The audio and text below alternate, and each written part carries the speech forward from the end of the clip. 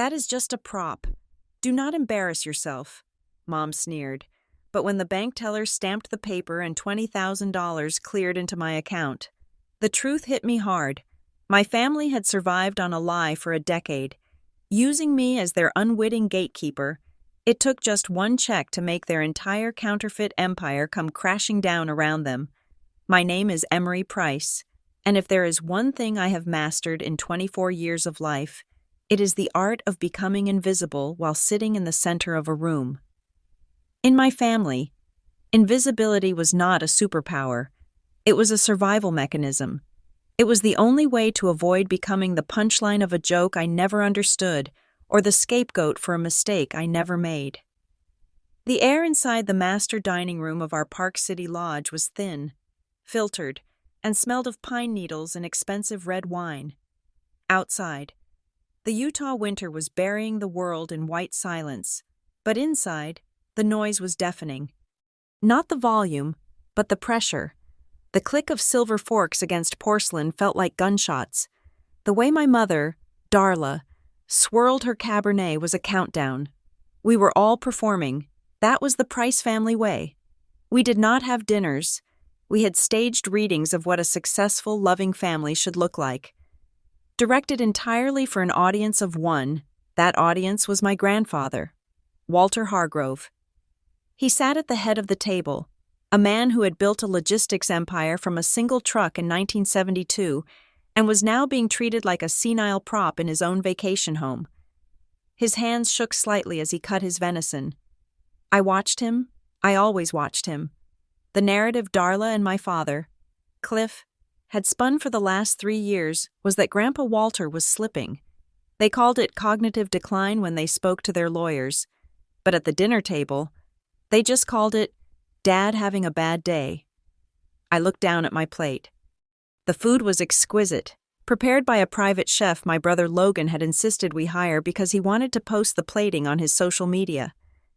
Logan sat across from me, radiating the unearned confidence of a 27-year-old man who had never heard the word no.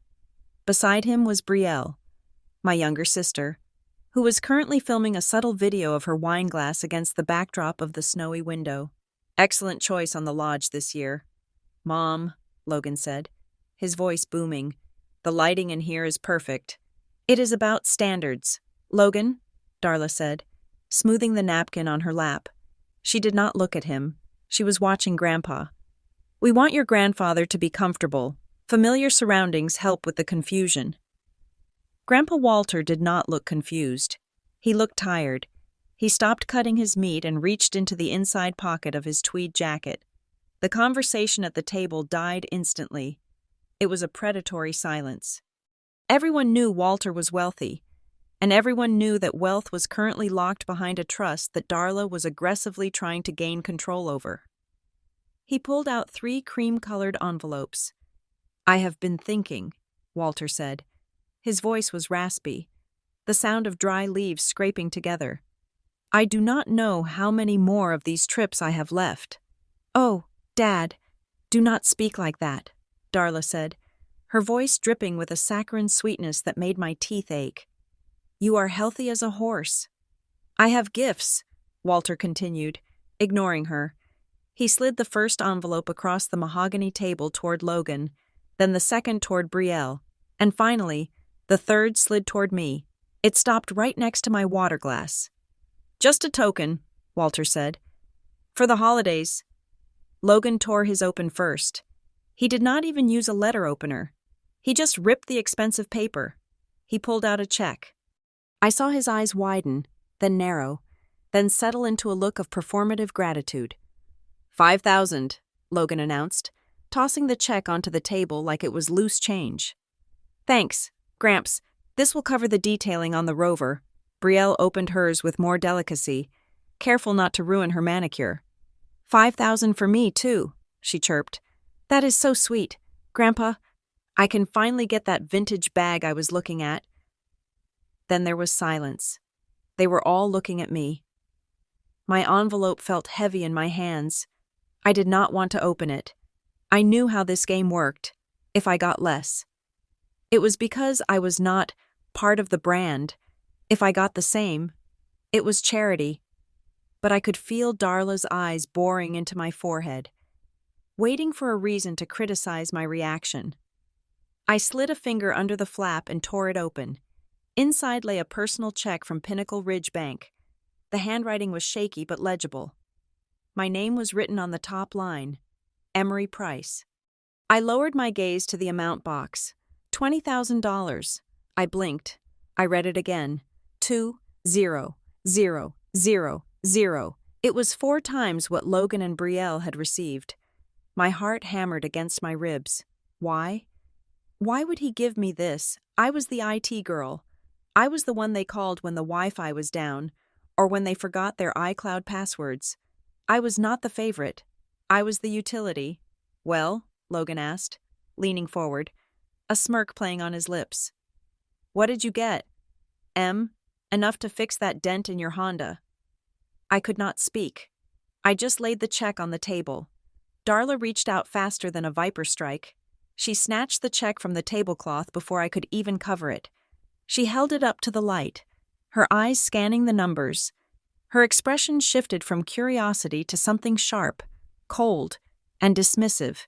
Then, she laughed. It was a dry, brittle sound. Oh, Dad, she sighed, shaking her head. She tossed the check back down, but not at me. She tossed it into the center of the table, near the centerpiece, as if it were trash.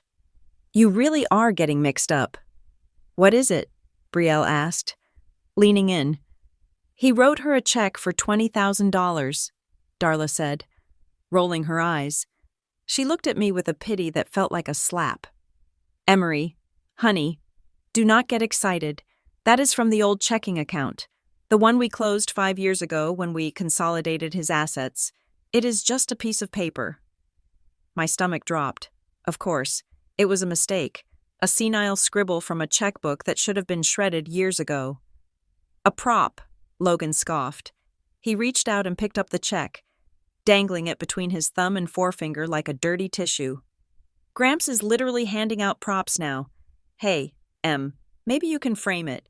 Put it on your wall next to your participation trophies. Logan, be nice, Dad said, though he did not look up from his phone. I am being nice, Logan said. I am saving her the embarrassment of trying to cash a bounce. Seriously, 20 grand. Why would he give you 20 grand?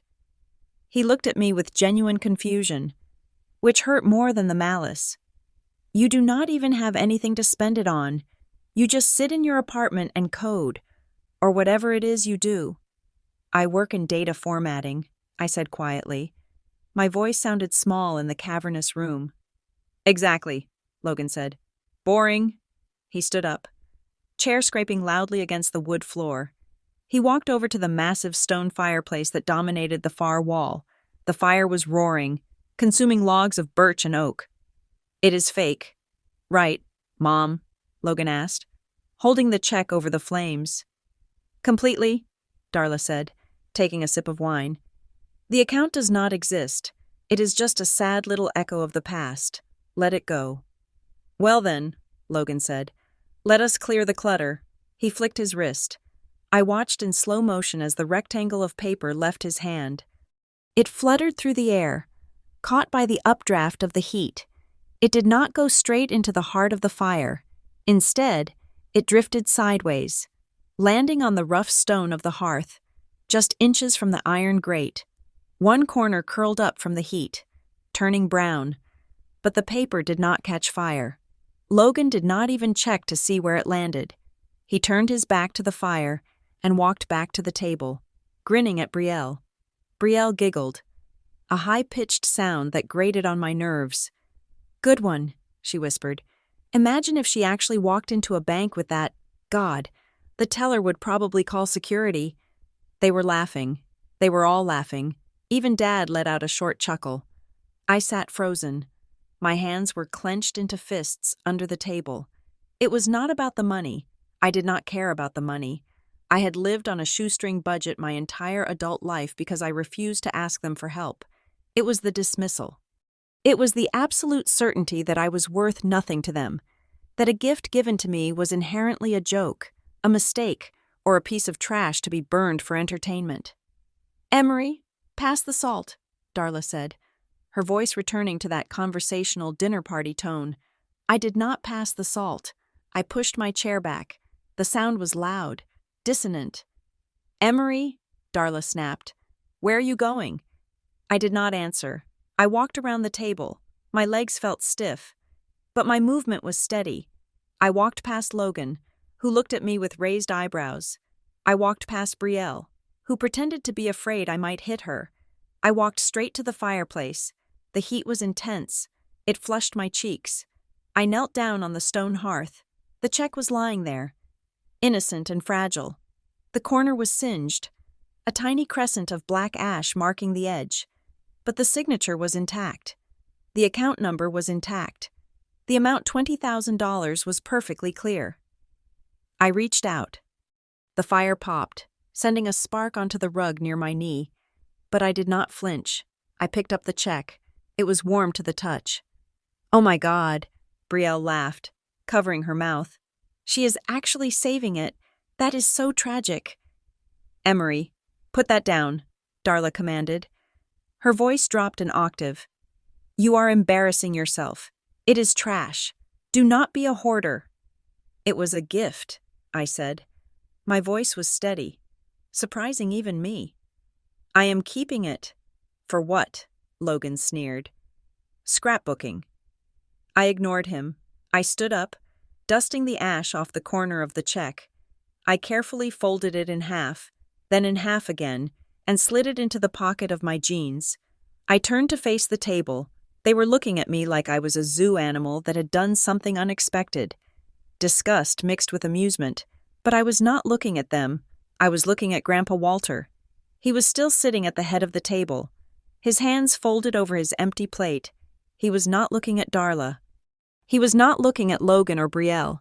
His blue eyes, usually clouded with the haze of age, were locked onto mine, and then he did something that made the hair on the back of my neck stand up. He did not smile. He did not nod. He simply lowered his left eyelid in a slow, deliberate wink.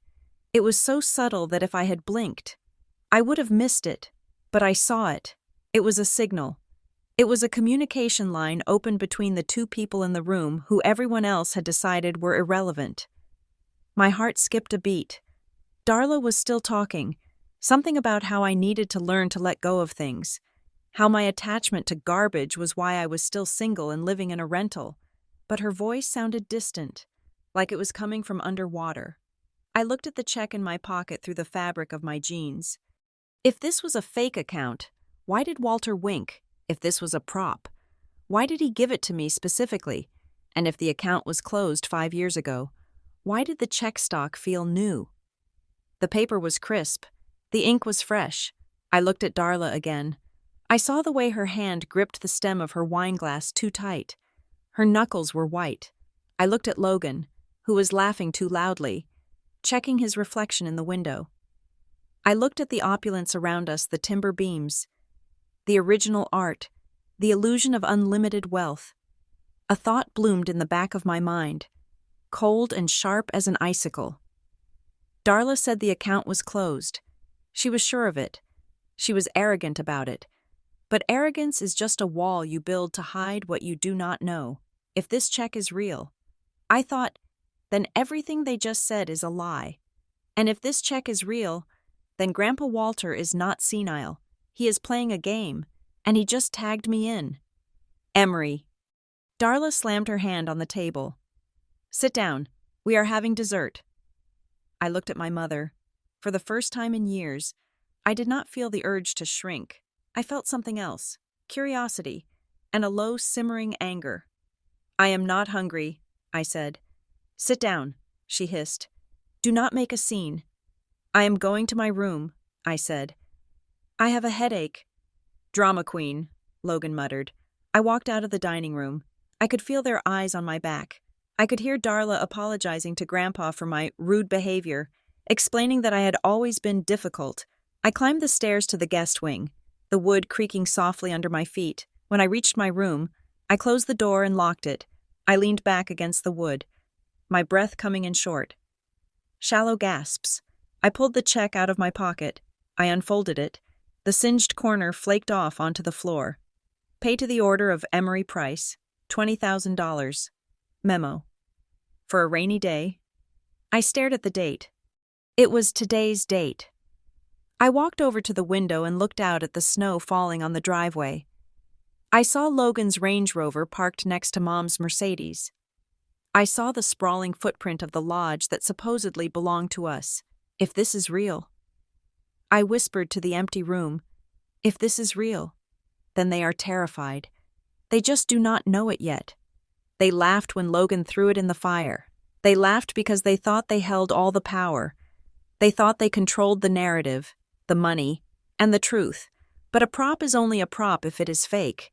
If you bring a real gun to a stage play, it stops being a prop and starts being a weapon. I looked at the check one last time before tucking it into the safest place I knew inside the lining of my laptop case. Tomorrow morning. I would not go skiing with them. I would not sit by the fire and listen to Brielle talk about her followers. Tomorrow morning, I was going to the bank. And I was going to see if this weapon was loaded. The drive down the canyon from Park City to Salt Lake City felt less like a commute and more like a descent into reality. The luxury of the ski resort, with its heated sidewalks and $400 lift tickets, faded in the rearview mirror, replaced by the gray, slushy grid of the city. I drove my 7-year-old Honda Civic, a car that rattled when I hit 60 miles per hour and smelled faintly of the fast food wrappers I usually kept hidden under the passenger seat. My hands were sweating on the steering wheel. In my pocket, the check burned against my hip bone. I had checked it 5 times before leaving the lodge. I had checked it twice at stoplights. The singed corner where the fire had kissed it was still there, a jagged black reminder of Logan's arrogance. Pinnacle Ridge Bank sat in the center of the downtown district, a building of glass and steel that looked designed to intimidate anyone whose net worth did not have at least 2 commas. I parked 2 blocks away to avoid the valet fee and walked. The air was biting cold, the kind that froze the moisture inside your nose instantly. But I did not zip my coat. I needed the cold. I needed to stay sharp. Inside, the bank was silent. It was 9 in the morning on a Tuesday. The velvet ropes were empty. The marble floors reflected the fluorescent lights overhead, creating a sterile, surgical atmosphere. I walked straight to the teller counter. There was only one window open. The nameplate on the granite counter read Marlene. She was a woman in her late 50s with reading glasses perched on the end of her nose and a cardigan that looked soft and well-worn. She looked up as I approached, her expression neutral, practiced.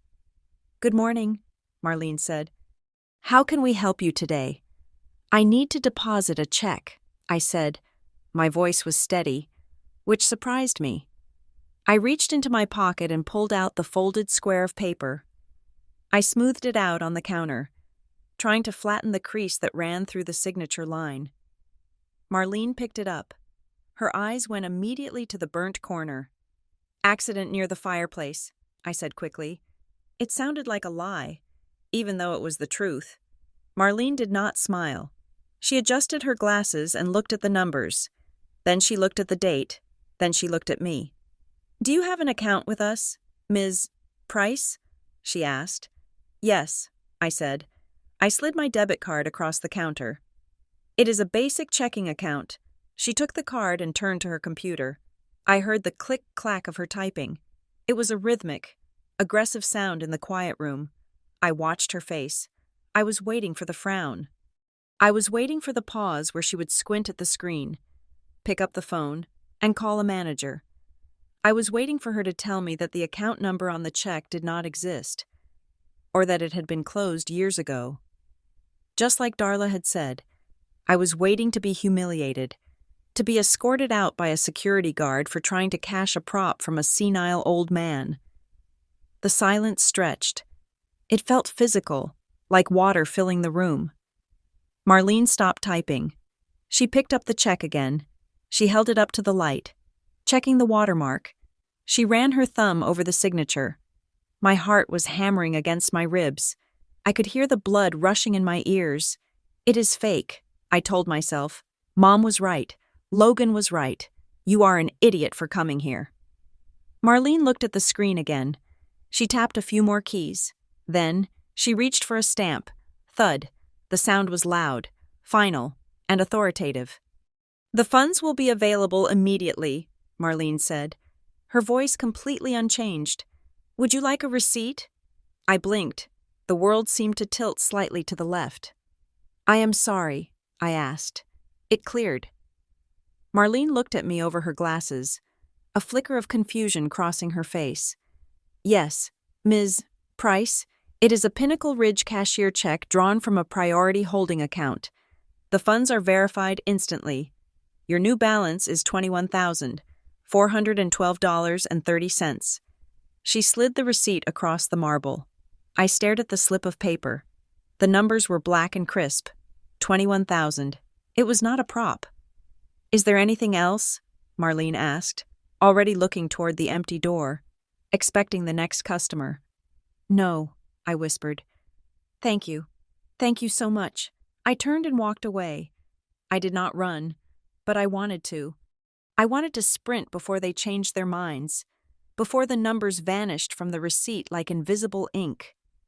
I pushed through the heavy glass doors and stepped back out onto the sidewalk. The cold air hit me, but this time, it felt different. It felt like oxygen. I got into my car and locked the doors. I sat there, gripping the steering wheel, staring at the receipt in my hand. $20,000. It was more money than I had ever seen in my own account at one time. I worked 50-hour weeks fixing back-end code and formatting databases for a salary that barely covered my rent and student loans. I ate ramen. I shopped at thrift stores, not because it was trendy, but because it was necessary. And all this time, my mother had told me the account was closed. A memory clawed its way to the surface, sharp and bitter. It was 3 years ago. I was 21, just out of college. My laptop, the essential tool for my freelance coding work, had suffered a catastrophic hinge failure. The screen was hanging by a wire. I could not work without it. I had quoted the repair cost $1,500 for a replacement unit because the motherboard was cracked too. I had gone to my father, Cliff. I had sat in his home office, surrounded by shelves of first edition books he never read. Dad, I had said, swallowing my pride. I need a loan. Just $1,500. I have 3 contracts lined up. I can pay you back in 2 months with interest. Cliff had not even looked up from his iPad. He was looking at golf clubs. Emery, he had sighed, taking off his reading glasses to rub the bridge of his nose. We have talked about this. You chose to go into this freelance thing. You chose instability. It is not instability. It is a startup phase. I had argued. I just need a tool to work. If I give you the money, I am crippling you, Cliff had said, his voice taking on that lecture tone I loathed. I am teaching you to be dependent. You need to learn to manage your own assets. You lack financial mindset. Emery, you always have. You spend without thinking. I had left that office in tears. I had sold my guitar and taken an extra shift at a coffee shop to buy a refurbished laptop that was 3 years old and slow as molasses. 2 days later, 2 days after Cliff told me that $1,500 would cripple my independence, Logan had pulled into the driveway in a brand new SUV. It was not just a car, it was a statement. Leather interior, sunroof, custom rims. Dad helped me out with the down payment, Logan had bragged, tossing the keys in the air. And he is covering the insurance for the first year. I had confronted Mom in the kitchen. You told me you could not help me. You told me I had to learn. Darla had been arranging flowers in a crystal vase. She snipped a rose stem with a violent snip. Logan is in real estate. Emery, she had said, not looking at me. His car is his office. It is client-facing. It is an investment in his image, your computer. That is just utility. You do not understand the difference between expense and capital. That is why you struggle. That is why you struggle. I sat in my Honda, the engine idling, the heater blowing lukewarm air onto my frozen fingers. You lack financial mindset. You do not understand business. The trust fund is locked until you are 26 because we do not think you are mature enough to handle it. I looked at the receipt again. The balance?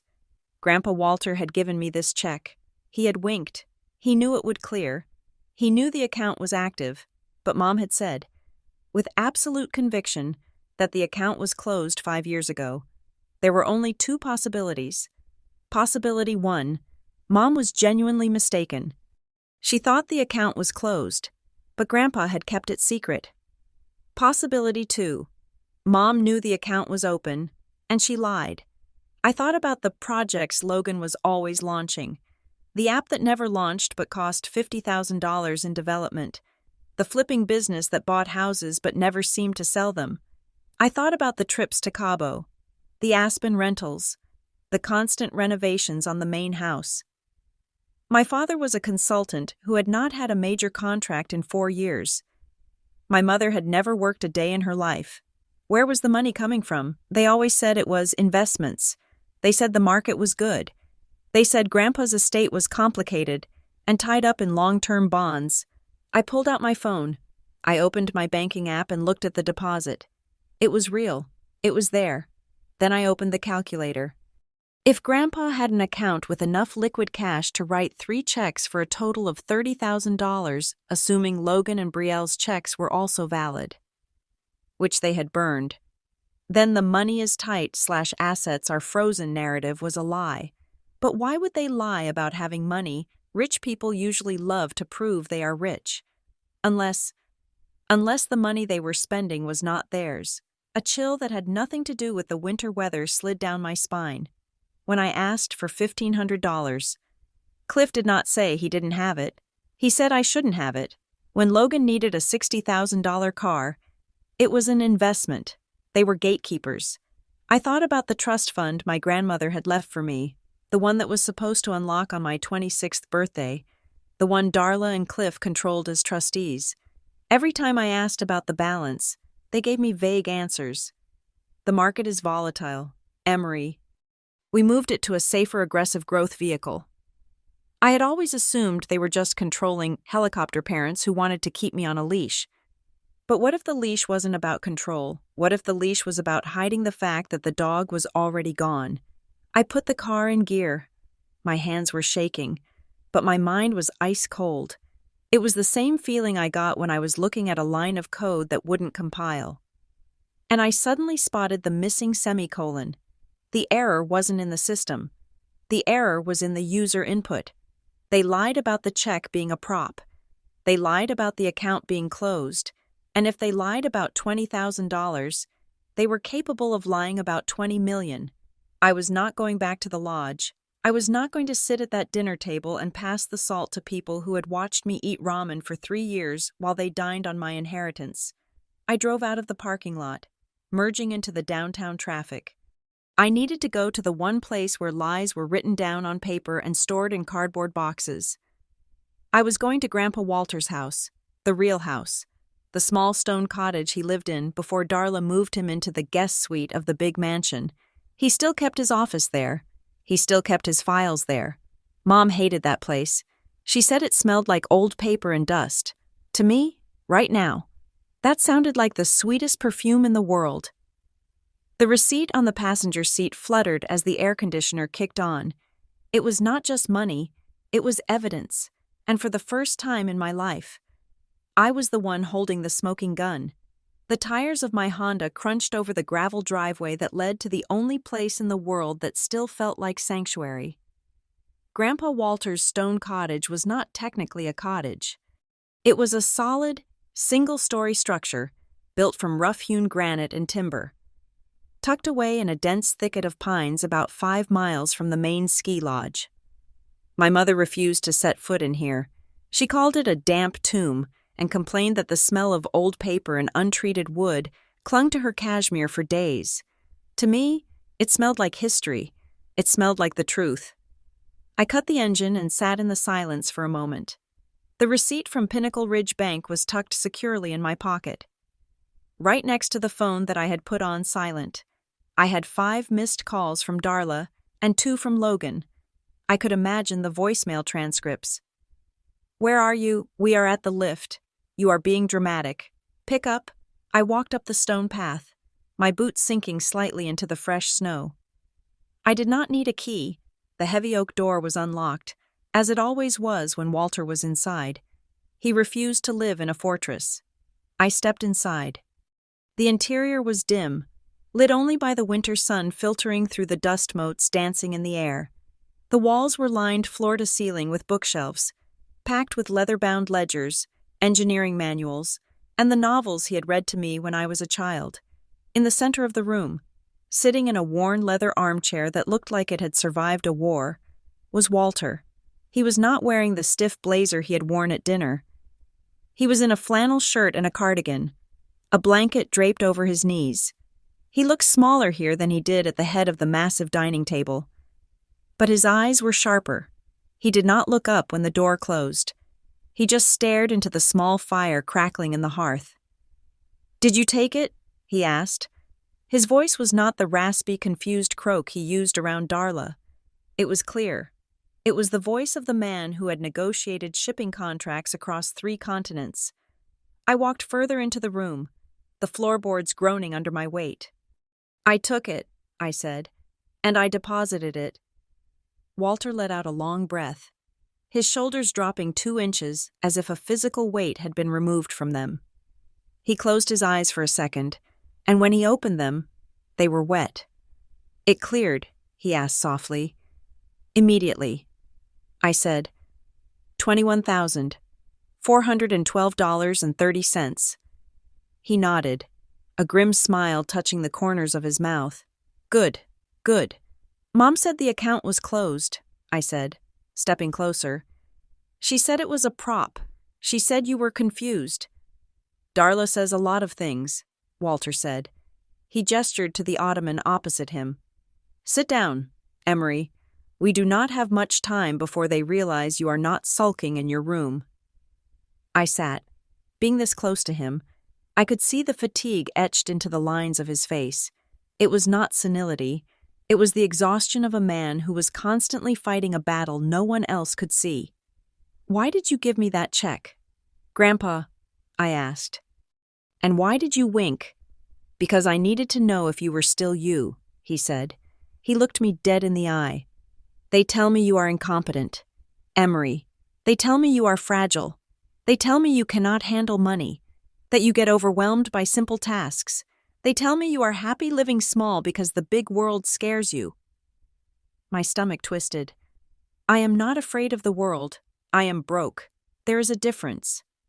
"Is there?" Walter leaned forward. "Because for the last 3 years, every time I asked why you did not come around, why you did not take a role in the company, Darla told me you were finding yourself. She said you rejected their help." "I asked for help," I said, my voice rising. "I asked Dad for $1,500 to fix my laptop so I could work. He gave me a lecture on independence." Walter's face darkened. The anger there was terrifying. $1,500, he repeated. He shook his head slowly. "Emery, do you know about the Cyprus Trust?" "No," I said. "I know there is a trust fund from Grandma, but they said it is locked until I'm 26. They said the market was down." Walter let out a short, harsh laugh. "The market is not down. The Cyprus Trust was set up by your grandmother specifically for you. It was fully funded with a principal of $2 million when she passed away. It was supposed to vest access to you when you turned 21, not 26. The air left my lungs. 21, I whispered. "But I am 24. "I know," Walter said. "On your 21st birthday. I asked Darla why we were not celebrating the handover. I had the papers ready. I wanted to see you start your life." He paused, his hands gripping the arms of the chair until his knuckles turned white. Darla came to me with a folder. He continued. "She had emails, printed emails, sent from your address. In them, you or the person pretending to be you wrote that you were struggling with severe anxiety. You wrote that you felt unworthy of the money, and that receiving such a large sum would send you into a spiral. You formally requested that the trustees, your parents, maintain control of the assets for another 5 years while you worked through your issues. I stared at him. The room seemed to spin. I never wrote that, I said. My voice was shaking. Grandpa, I was eating instant noodles. I was driving a car with no heat. Why would I refuse $2 million? I suspected, Walter said. But the emails looked real. The headers, the signature, and whenever I tried to call you, Darla would say you were in a digital detox, or that you were having a bad episode and could not be disturbed.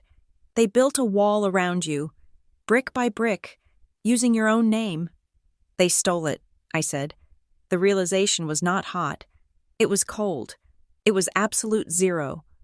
They did not just hide it. They spent it. I think so, Walter said. I have been trying to get access to the ledger for 6 months. Every time I ask, Cliff gives me a spreadsheet. Just a summary, never the raw bank statements. He says he is simplifying it for me because my eyes are bad. Your eyes are fine, I said. My eyes are fine, he agreed. But my legal standing is not. He reached under the blanket and pulled out a manila folder. He held it out to me. Read the top document. I took the folder. Inside was a legal petition. The title was bold and black. Petition for durable power of attorney and conservatorship. Petitioner Darla Price and Cliff Price. Subject Walter Hargrove. I scanned the text. Phrases jumped out at me. Advanced cognitive decline. Inability to manage financial affairs. Paranoid delusions. Risk of self-harm through financial negligence. They are trying to take over, I said, looking up at him. They want to declare you incompetent. If they get this signature, Walter said, pointing to the bottom of the page, I cease to be a person. I become a liability they manage. They will have full control over the estate, the company, and the remaining accounts. And once they have that, they will bury the evidence of what they did to your trust. They will rewrite history, and I will be too senile to challenge them. We have to stop them, I said. I stood up, the paper crinkling in my hand. We have to show them the check. We have to show them the bank receipt. If you can write a valid check, you are not incompetent. No, Walter said sharply. Sit down, Emery. I hesitated, then sat back down. If we show them the check now, Walter explained, his voice low and calculating, they will claim I wrote it in a moment of confusion and that you manipulated me into giving it to you. They will use it as proof that I'm vulnerable to predatory influence. They will spin it to make you look like a thief and me look like a victim. Then what do we do? I asked. We cannot just let them sign this. We are going to let them think they have won, Walter said. A dangerous glint entered his eye. They want the empire. I am going to offer it to them on a silver platter. He leaned in closer, dropping his voice to a whisper, as if the walls themselves had ears. Tomorrow, at the meeting with their lawyers, I am going to have a bad day. I am going to be confused. I am going to forget names. And then, I am going to tell them that I am tired of fighting. I am going to tell them that I am ready to sign over the bulk of the estate immediately, to avoid probate taxes. But that gives them everything, I protested. It gives them the promise of everything, Walter corrected. But I will have one condition, a condition that a man of my business background would naturally insist on, even in his decline. I will say that before the transfer can be finalized, standard protocol requires a full third-party audit of all current family-managed assets to ensure the tax liability is calculated correctly. I will insist it is for their protection. I began to see the shape of the trap. They cannot refuse an audit if it is framed as a tax necessity, I said. Exactly, Walter said. And they cannot refuse it without looking suspicious in front of the lawyers. If they say no, they look like they are hiding something. If they say yes, then the auditor sees the holes, I finished. The auditor sees the Cyprus Trust. And that is where you come in, Walter said. I cannot choose the auditor. If I choose, they will say I picked someone biased. They have to choose, or rather, they have to think they are choosing someone safe. He reached into his pocket and pulled out a business card. He slid it across the ottoman. Tom Vance, Forensic Accounting. "Who is this?" I asked. I thought about Logan throwing $20,000 into the fire because he was so confident that money was infinite. "They forged my signature on those emails," I said. It was not a question. "Yes," Walter said. "And that is a felony." I put the card in my pocket. "I can do it," I said. "I can plant the seed. But Grandpa, if this goes wrong, if they figure it out—" "If this goes wrong," Walter said, leaning back and closing his eyes, "I end up in a home. And you end up with nothing. But we are already there, Emery. We are already standing on the edge of the cliff. The only difference is, now we are going to grab them by the ankles before we jump." Suddenly, the sound of an engine cut through the silence of the woods. It was loud, aggressive. A car was coming up the driveway. Walter's eyes snapped open. He transformed instantly. His posture slumped. His mouth went slack. The sharp intelligence in his eyes vanished, replaced by a vacant, watery stare. He pulled the blanket up to his chin. "Hide the folder," he whispered, his voice trembling. "Hide the check. You came to check on me because you were worried. That is all." I shoved the folder under the cushion of the sofa and stood up just as the front door swung open. Darla stood in the doorway, wearing a white fur coat that made her look like an abominable snowman of high fashion. Cliff was behind her, looking annoyed. "Emery!" Darla shrieked. "My God, we have been calling you for an hour. What are you doing here? You know the dust in here triggers my allergies." She marched into the room, her heels clicking on the wood. She looked at Walter, who was staring blankly at the wall. "Dad," she said loudly, as if he were deaf. "Dad, are you okay?" "Emery did not bother you. Did she—" Walter blinked slowly. "Who?" he asked. "Is Martha here?" Martha was my grandmother. She had been dead for 10 years. Darla exchanged a look with Cliff. It was a look of triumph masked as concern. "No, Dad," she sighed. "Martha is gone. It is Darla, your daughter." "Oh," Walter said. "Darla, did you bring the thing?" "We brought lunch, Dad," Cliff said, checking his watch. "Come on, let us get you back to the main house. The lawyers are coming tomorrow. Remember, we need you rested." Darla turned to me, her eyes narrowing. "And you," she snapped. "Stop bothering him. He is confused enough without you whispering nonsense in his ear. Go back to the lodge and change. You look like a vagrant." "I just wanted to say hello," I said, keeping my voice flat. "I will go." I walked past them. I walked past the lies standing in fur coats and expensive boots. I walked out into the cold air, feeling the weight of the business card in my pocket. They thought they were rescuing a senile old man from his annoying granddaughter. They had no idea they had just walked into a room with 2 people who were about to burn their entire world to the ground. As I reached my car, I looked back at the house. Through the window, I saw Walter let Darla help him stand up. He leaned heavily on her, playing the part perfectly. I got into the Honda. I had work to do. I had a digital trail to lay and a trap to set. "Financial mindset," I muttered to myself as I turned the key. "I will show you a financial mindset." My phone vibrated against the center console of the Honda. It was a violent, buzzing sound that usually triggered a spike of cortisol in my bloodstream. I glanced at the screen. Mom. 5 missed calls. "Mom, where the hell are you? The printer in the business center is jammed. Cliff needs to print the liability waivers for the snowmobiles." "Mom, stop sulking about dinner. It is childish. Mom. If you are not back in 20 minutes to fix this, do not bother coming to the fondue lunch. Logan, Dad is pissed. You better have a good excuse. For 10 years. These messages had been my command script.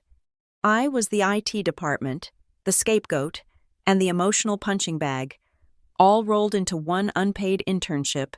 My instinct, the one bred into me by years of conditioning, was to panic, to turn the car around, to drive back up the mountain, apologize for being difficult, unjam the printer, and sit silently at the end of the table while they made jokes about my lack of direction. But then I touched the pocket of my jeans. The receipt was still there. $21,412. It was not a fortune to them. To Logan, that was a down payment on a car. To Darla, it was a season of wardrobe updates. But to me, right now, it was a pair of scissors. I drove past the turnoff for the lodge. I kept driving until I reached a strip mall on the outskirts of Salt Lake City. I pulled into a parking space in front of a mobile network store. I picked up my phone. I read the messages one more time. "The printer is jammed." I typed a reply. My fingers hovered over the screen. Usually, I would type, "I am so sorry. On my way back. Traffic is bad." Or, "Have you tried restarting it? Be there soon." Instead, I typed one word, "No." I stared at it. 2 letters. It looked incomplete. It looked dangerous. It felt like holding a grenade with the pin pulled. I hit send. Then, before the inevitable flood of rage calls could come through, I held the power button down. The screen went black. I walked into the mobile store. A teenager with blue hair and a bored expression looked up. "I need a new phone," I said, "and a new number. Prepaid. Unlimited data. No contract." "You want to port your old number?" he asked, popping his gum. "No," I said. "I want to disappear." 30 minutes later, I walked out with a cheap but functional smartphone. My old phone, the one Darla and Cliff paid the bill for, the one they used to track my location via the Find My Family app, was sitting in a recycling bin inside the store. I felt lighter. Physically lighter. Next stop was the leasing office of my apartment complex. My landlord, Mr. Henderson, was a nice man who always looked worried when he saw me, probably because I was usually asking for a few more days to pay the rent. When I walked in, he sighed. "Emery, I told you, if you are late again this month." I placed a cashier's check on his desk. I had drawn it from the bank right after the deposit. "This covers the next 6 months," I said, "and I added $500 for the parking spot I gave up last year." "Mr." Henderson looked at the check, then at me. His jaw went slack. 6 months. "Do not call my parents," I said. "If they call looking for me, you have not seen me. You do not know where I am. If you tell them anything, I will break the lease and move out. Is that clear?" "Crystal," he said, tucking the check into his drawer as if he was afraid I might snatch it back. I spent the next 3 hours systematically dismantling the levers of control they had installed in my life. I bought my own car insurance policy and removed myself from the family plan. I set up a new email address that did not have my name in it. I went to a pharmacy and transferred my prescriptions to my own account, paying out of pocket. By 4 in the afternoon, I had spent nearly $4,000. I had $16,000 left, but for the first time in my life, I belonged to myself. I sat in my car in a quiet park, watching the sun dip behind the mountains. The silence was absolute. No ringtones, no demands, no fear of the allowance being cut off because I did not smile enough at a party. My new phone buzzed. It was a single text from an unknown number. "Meet me at the downtown library, 3rd floor, study room 3B, now. W." I drove downtown. The library was a fortress of glass and light. I found room 3B easily. Inside, sitting at a small round table, was a woman who looked like she could cut glass with her jawline. She had steel gray hair cut into a sharp bob, rimless glasses, and a suit that cost more than my car. She was not alone. Sitting next to her was a man in a rumpled suit who looked like he had not slept in a week. He was surrounded by stacks of paper. "Emery Price," the woman said. She did not stand up. She gestured to the empty chair. "I am Ivy Kessler, your grandfather's attorney, the real one." "And I am Tom Vance," the man said, offering a tired smile. "The auditor." I sat down. "Grandpa Walter told me about you." "Walter tells me you are the sharpest one in the family," Ivy said, studying me with intense, predatory eyes. "He says you are the only one who actually reads the fine print. I read everything, I said. Because I am usually the one who has to format it. Ivy nodded. She slid a thick document across the table. This is the trust instrument for the Cyprus Trust, she said. Your grandmother was very specific. $2 million. To be released to you upon your 21st birthday. The trustees, your parents, had a fiduciary duty to manage it for your benefit until then. They stole it, I said flatly. Borrowing without permission is theft, Tom Vance corrected gently. But what they did is more complex. They churned it. They used the principal as collateral for high-risk loans to cover their own lifestyle debts. They moved money between shell companies to create the illusion of profit, while draining the actual cash. It is a Ponzi scheme. Emery. But instead of new investors, they were using your future. Can we prove it? I asked. I can, Tom said, tapping a stack of spreadsheets. But I need access to the raw data, the metadata, the original bank transfers, not the PDF summaries they send to Walter. I need to see the digital footprint. That is the plan for tomorrow, Ivy said. Her voice was cool, efficient. I have set up a meeting at my office in Denver at 10 in the morning. It is neutral ground. It is corporate. It intimidates people like Darla and Cliff because they cannot control the environment like they do at the lodge. They think they are coming to sign the power of attorney, I said. Correct, Ivy said. Walter will play the part of the defeated old man. He will agree to sign over control of the Hargrove estate, but he will insist on the audit clause. He will say he wants a clean slate for tax purposes before the transfer. And they will agree, I said, because they think they can hand over the fake files they have already prepared. Exactly, Tom said. They have been cooking the books for months. They have a set of clean statements ready to show anyone who asks. They think that is enough. But it is not enough for you, I said. Tom smiled. It was a shark smile. I do not look at the numbers. Emery, I look at the pixels. I look at the kerning. I look at the timestamps. Here is your role, Ivy said, leaning forward. Her gaze pinned me to the chair. You are going to be there. You are going to drive Walter. You are going to sit in the corner. You are going to be the dutiful, silent granddaughter who is just there to carry the bags. I can do that, I said. I have been doing that my whole life. Good, Ivy said, because when the meeting starts, they are going to ignore you. They always do. They will focus on me, and they will focus on Tom. They will be so busy trying to outsmart the lawyer and the accountant that they will forget the IT girl is in the room. What do you want me to do? I asked. Watch, Ivy said. Listen, and record. Not with a device that is illegal in a private legal meeting without consent in this context, but with your eyes. Watch their passwords. Watch who texts whom. Watch where they pull the files from. And most importantly, she paused. Wait for them to lie, she said. Let them put the lie on the record. Once they present a falsified document to an auditor in a legal proceeding, they have crossed the line from mismanagement to fraud. That is when we have them. Walter said, I need to make sure they pick Tom, I said. We have handled that, Ivy said. Walter sent a request to your father's secretary this morning, asking for a list of reputable, independent firms for a potential audit. I have a contact in that office. Tom's firm is at the top of the list she just sent to Cliff. Cliff will pick Tom because Tom's website looks boring and his rates are high. Cliff thinks high rates mean discreet. He is walking right into it, I said. He is running into it, Ivy corrected. Because he is desperate. They are broke. Emery, liquid cash is almost gone. That is why they need the power of attorney now. They need to liquidate Walter's main holdings to pay off the loans they took out against your trust. I sat back. The magnitude of it was suffocating. My parents weren't just bad with money. They were cannibals.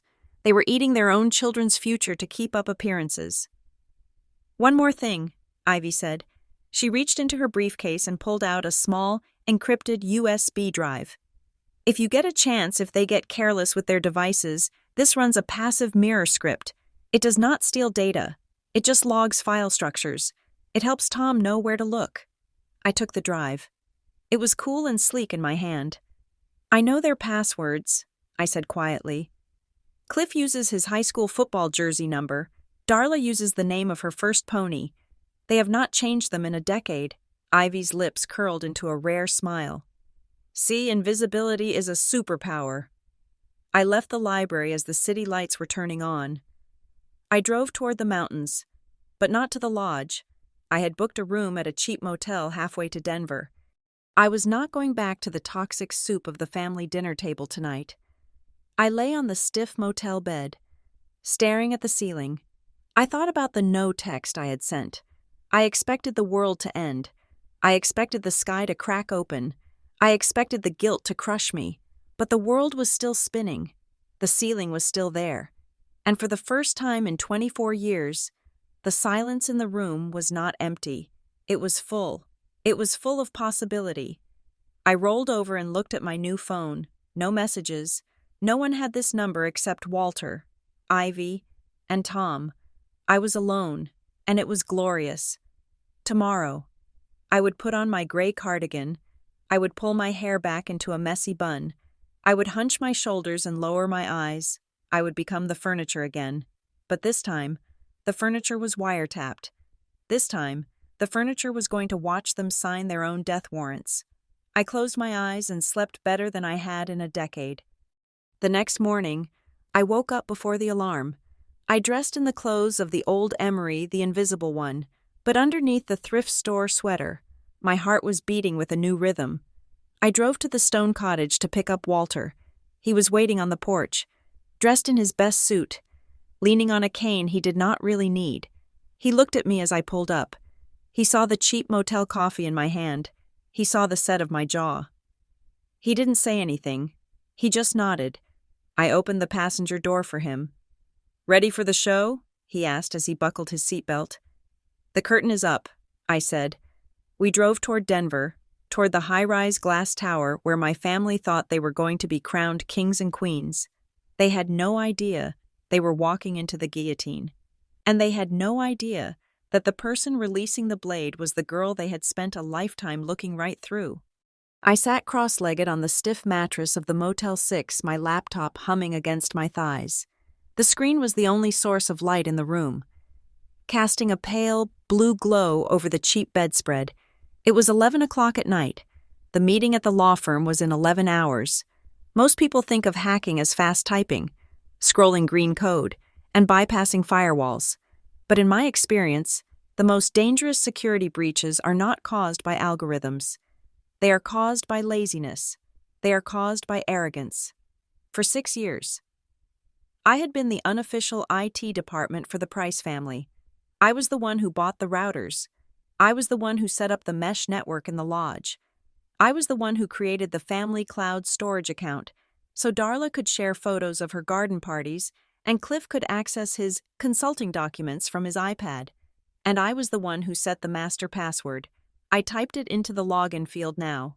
Pony_ride_1998. It was the name of Darla's first horse and the year she won a regional dressage ribbon. It was the only password she could remember. I had told them a dozen times to change it. I had sent them articles about two-factor authentication. I had warned them about data breaches. Cliff had waved me off. Nobody cares about our data. Emery, stop being paranoid. Just keep it simple so I do not get locked out again. I hit enter. The screen refreshed. A folder icon appeared. Price_family_share. I was in. For the first hour, the drive was dormant. The timestamp on the last modified file was 3 days ago, a menu for the Christmas dinner. It was a digital ghost town.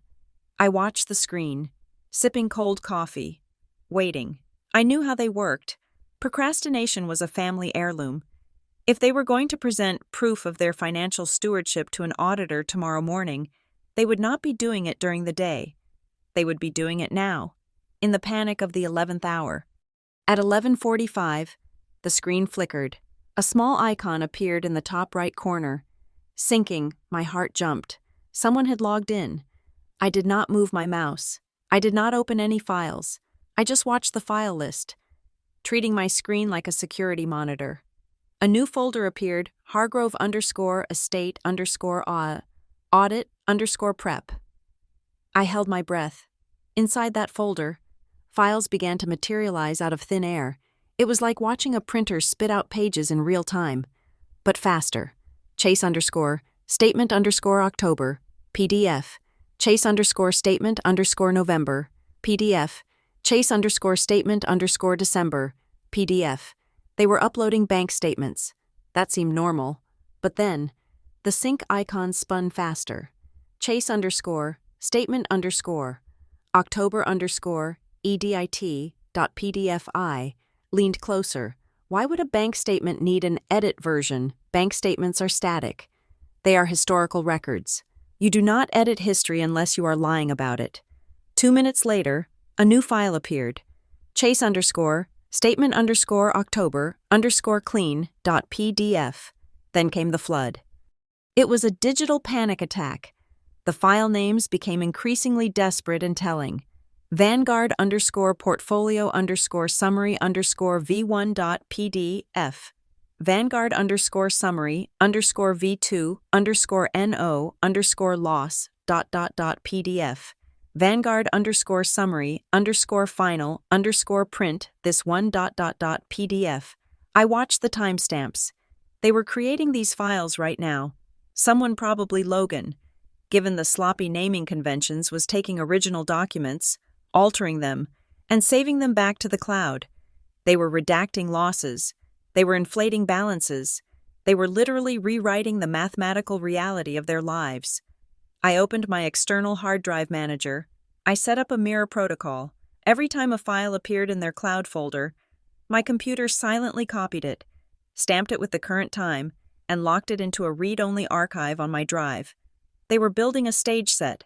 I was stealing the blueprints. Then, a file popped up that made my blood run cold. Beneficiary change request form signed. PDF.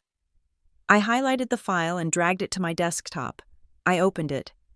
It was a scanned PDF of a standard request form from the brokerage holding the Cyprus Trust My Trust. The form authorized the transfer of management rights from the beneficiary me to the trustees Darla and Cliff. At the bottom of the page was a signature, Emery Price. I stared at it. It looked like my signature. It had the loop on the E and the sharp strike on the P. But it was too perfect. It was the signature from my driver's license. I knew that signature because I had signed that license on a digital pad at the DM5 3 years ago. My handwriting had changed slightly since then. I had started crossing my sevens. This signature did not have a crossed 7. They had traced it, or copy-pasted it from an old document. I looked at the metadata. Created today. 11:52 p.m. Application, Adobe Photoshop, CC, author Logan _MacBook _Pro. I felt a surge of nausea, followed quickly by a cold, hard rage. They were not just spending my money. They were identity thieves. They were forging my consent to cover their tracks. I saved the file. I saved the metadata report. The syncing continued. It was a frenzy now. They were uploading invoices, receipts, tax documents. It was too much data for a simple audit prep. It looked like they were trying to justify years of hemorrhage in a single night. I navigated away from the active folder and started exploring the older directories. If they were this careless with the clean versions, maybe they were careless with the dirty ones too. I found a folder nested deep inside Logan's personal archive. It was labeled Logan_runway. I double-clicked it. It was a graveyard of ambition. There were mock-ups for business cards for companies that never existed. There were architectural renderings for houses they never bought. But mixed in with the fantasies were real, hard numbers. I opened a spreadsheet titled monthly_outflow. It was a list of transfers, regular, recurring transfers leaving the main family account. January $8,500, February $8,500, March $8,500. The recipient was listed as Silvercrest Dynamics LLC. I frowned. The name sounded impressive.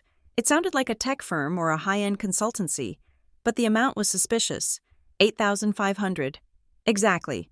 No cents, no tax variance. Real businesses do not bill in round numbers. Utilities fluctuate. Consultants charge by the hour, leading to odd totals. Lawyers bill in 6-minute increments. Only two types of people bill in perfectly round: recurring numbers, landlords and money launderers. I copied the name Silvercrest Dynamics, LLC, and opened a browser tab. I went to the Secretary of State's business search portal for Utah. Search Silvercrest Dynamics, LLC. The result popped up instantly. Status active. Registered agent CSC Services. Principal address: 1402 Willow Creek Drive, Suite B, Park City, UT. I pulled up Google Maps and typed in the address. Satellite view zoomed in. 1402 Willow Creek Drive was not an office park. It was not a tech campus. It was a strip mall next to a gas station. And Suite B was a mailbox rental store. My stomach tightened. It was a shell company, a fake entity set up to receive money. I went back to the spreadsheet. I scrolled down. The payments to Silvercrest started 4 years ago. I did a quick sum of the column. $408,000. Nearly $500,000 siphoned out of the family accounts into a black hole with a fancy name. But who owned Silvercrest? The registered agent was a service. A generic placeholder used to hide the true owners. I went back to the Logan_runway folder. I started opening every PDF I could find. Invoices, receipts, and then I found it. A scanned letter from the bank, addressed to Silvercrest Dynamics, regarding a debit card issuance. Attention Logan Price, managing member. I sat back, the air hissing out of my lungs. It was Logan, my brother. The real estate mogul, the investor, was not just losing money on bad deals. He was stealing it. He was billing his own parents, or rather, billing Grandpa Walter and my trust fund for services provided by a company that did nothing but rent a mailbox. And Mom and Dad were paying it. Did they know? Or was Logan scamming them too? I checked the beneficiary_form again. The author was Logan_MacBook_Pro. He was the architect. He was the one forging the documents to keep the money flowing into the main account so that the main account could pay his shell company. But Darla had to know. She was the one who signed the checks. She was the one who scrutinized every dollar I spent on textbooks. Yet she signed off on $8,000 a month to a ghost company. I went to Darla's folder. Mom_personal. It was mostly photos of flower arrangements and downloaded diet plans. But there was a subfolder called medical. I shouldn't look. That was the old Emery voice, the voice that respected boundaries. They forged your signature. The new Emery replied, "Boundaries are dead." I opened it. It was not medical records. It was invoices from a wellness retreat in Arizona. Invoice $12,000. 1 week stay. Description: holistic rejuvenation and aura cleansing. I looked at the dates. She went every 2 months. I did the math. $70,000 a year on aura cleansing. And Cliff, I found his folder. Cliff_consulting. It was empty. Literally empty. No contracts. No invoices. No client lists. For 4 years. My father had been pretending to work. Pretending to be a high-powered consultant. While his folder gathered digital dust, the picture was complete. It was not just mismanagement. It was a parasitic ecosystem. Logan was the thief, skimming the top with his shell company. Darla was the burner, wasting massive amounts on vanity to keep up appearances. Cliff was the enabler, the empty suit who refused to admit he was unemployed, allowing the looting to continue so he didn't have to face reality. And I was the fuel. My trust fund was the gas tank they were draining to keep this car running. And Grandpa Walter, he was the obstacle they were about to remove. The syncing on the screen stopped. The frantic activity in the Hargrove_estate_audit_prep folder ceased. I looked at the time. 1:15 in the morning. They were done. They had built their lie. They probably high-fived each other. They probably poured a drink and toasted to their own cleverness, thinking they had created a perfect paper trail that would fool the lawyers tomorrow. I looked at my external hard drive. The little blue light was blinking steady and calm. I had it all. I had the originals. I had the clean versions. I had the timestamps showing exactly when the fraud occurred. I had the Photoshop metadata. I had the shell company records. I ejected the drive. I pulled the USB cable out. I held the drive in my hand. It was small, smaller than a deck of cards, but it weighed a ton. I was not just the IT girl anymore. I was the surveillance state. I closed my laptop. The room plunged into darkness. I lay back down, but I knew I would not sleep. I stared at the ceiling shadows. You lack financial mindset. Cliff had told me. He was right. I did not have their mindset. I did not know how to steal from family. I did not know how to launder money through a mailbox. I did not know how to forge my own child's signature. And tomorrow, I was going to show them exactly what my mindset was. My mindset was precision. My mindset was data integrity. My mindset was justice. I reached for my phone and sent a single text message to Tom Vance. The forensic accountant. I have the source code. See you at 10. To my family, I was the girl who could reset the Wi-Fi router when Netflix started buffering. To them, my job was a vague, nebulous thing involving screens and typing. They thought I fixed printer jams and installed antivirus software for a living. They never asked what I actually did at Redwood Meridian Solutions. If they had, they would have known that I do not fix computers. I fix reality. Redwood Meridian is a boutique firm that specializes in document verification and digital experience auditing. My job description is boring to the average person. But to a fraudster, it is terrifying. I am a forensic document analyst. I spend 40 hours a week looking at high-resolution scans of contracts, deeds, and bank statements, hunting for the digital seams that reveal a lie. I do not read documents for the story they tell. I read them for the structure they are built upon. To me, a PDF is not a piece of paper. It is a container of code, layers, and mathematical vectors. And like any construction, if you build it quickly and cheaply, the cracks will show. I sat at the small desk in the motel room, the heavy curtains drawn tight against the morning sun. I had slept for maybe 3 hours, but my mind was razor sharp.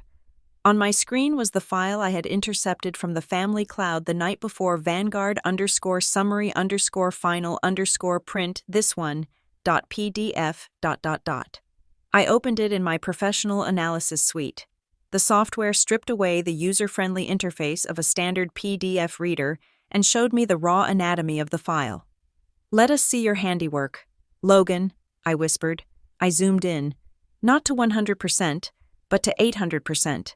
At this level of magnification, letters stop being words and become shapes. A standard bank statement is generated by a mainframe computer.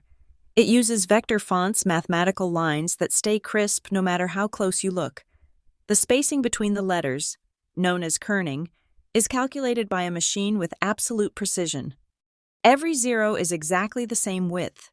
Every decimal point sits on the exact same pixel line. I panned the view over to the total portfolio value section. The number read $2,450,100.00. It looked impressive. It looked rich. But to my eye, it looked like a ransom note cut from magazine letters. I toggled the grid overlay tool. A bright green mesh appeared over the text, measuring the alignment of the characters. Got you, I said. The first 3 digits, the 2, the 4, and the 5, sat perfectly on the baseline, but the last 3 digits, the 1, the 0, and the 0 were floating. They were exactly 2 pixels higher than the rest of the line. To the naked eye, on a printed page, it would be invisible. But here, it was a canyon. It meant that someone had erased the original number and typed a new one over it. But they had made a rookie mistake. They had not matched the font weight. I ran a stroke width analysis. The software measured the thickness of the ink for each character. The original text on the page, the words account summary and date, had a stroke width of 0.4 millimeters. The new numbers in the balance column had a stroke width of 0.45 millimeters. It was subtle, it was microscopic, but it told a story. It told me that when Logan typed in the new numbers, he did not have the exact proprietary font Vanguard uses.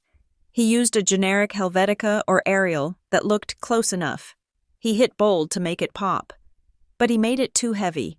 He was painting with a crayon next to a laser beam. I moved down to the bottom of the page, to the MICR line, those weird, blocky numbers at the bottom of a check or statement that robots read. This was usually where amateurs fell apart. I switched the view to pixel density mode. This view turned the black text into a heat map of resolution. Vector text, which is computer-generated, glows uniform red because it has infinite resolution. Raster images, which are pictures or scans, glow blue or green depending on their quality. The top of the document was red. The body text was red. But the MICR line at the bottom was a muddy, low-resolution green. I shook my head. You took a screenshot. They had copied the footer from an old legitimate statement and pasted it onto this new, fake one. But when you take a screenshot, you are taking a picture of text, not the text itself. You are introducing anti-aliasing, that gray fuzz you see around letters when you zoom in on a photo. The bank's computers would reject this document in a nanosecond, but my parents were not banking on a computer checking it. They were banking on a human checking it. They were banking on Tom Vance just glancing at the paper and nodding. They did not know Tom Vance, and they certainly did not know me. I moved to the next layer of the fraud. The background security pattern. Most official financial documents have a faint background design, usually a complex weaving pattern of blue or gray lines to prevent photocopying. It looks like random noise, but it is actually a seamless mathematical tile. I focused on the white space behind the fake balance. When Logan had erased the old number to type in the new one, he had erased the background pattern too. He had created a white hole in the paper. To fix it, he had used the clone stamp tool in Photoshop. He had sampled a piece of the pattern from the left and painted it over the white hole. It is a common trick, and it leaves a fingerprint. I turned on the pattern recognition filter. The software scanned the background for repeating anomalies.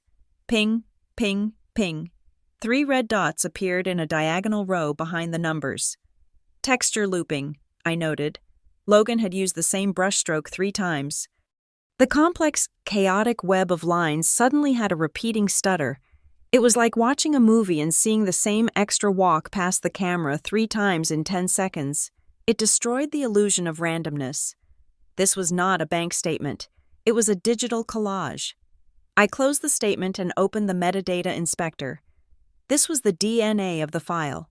A legitimate statement from Vanguard would list the content creator as something like IBM Mainframe Output System or Vanguard Automated Reporting Tool V4.5.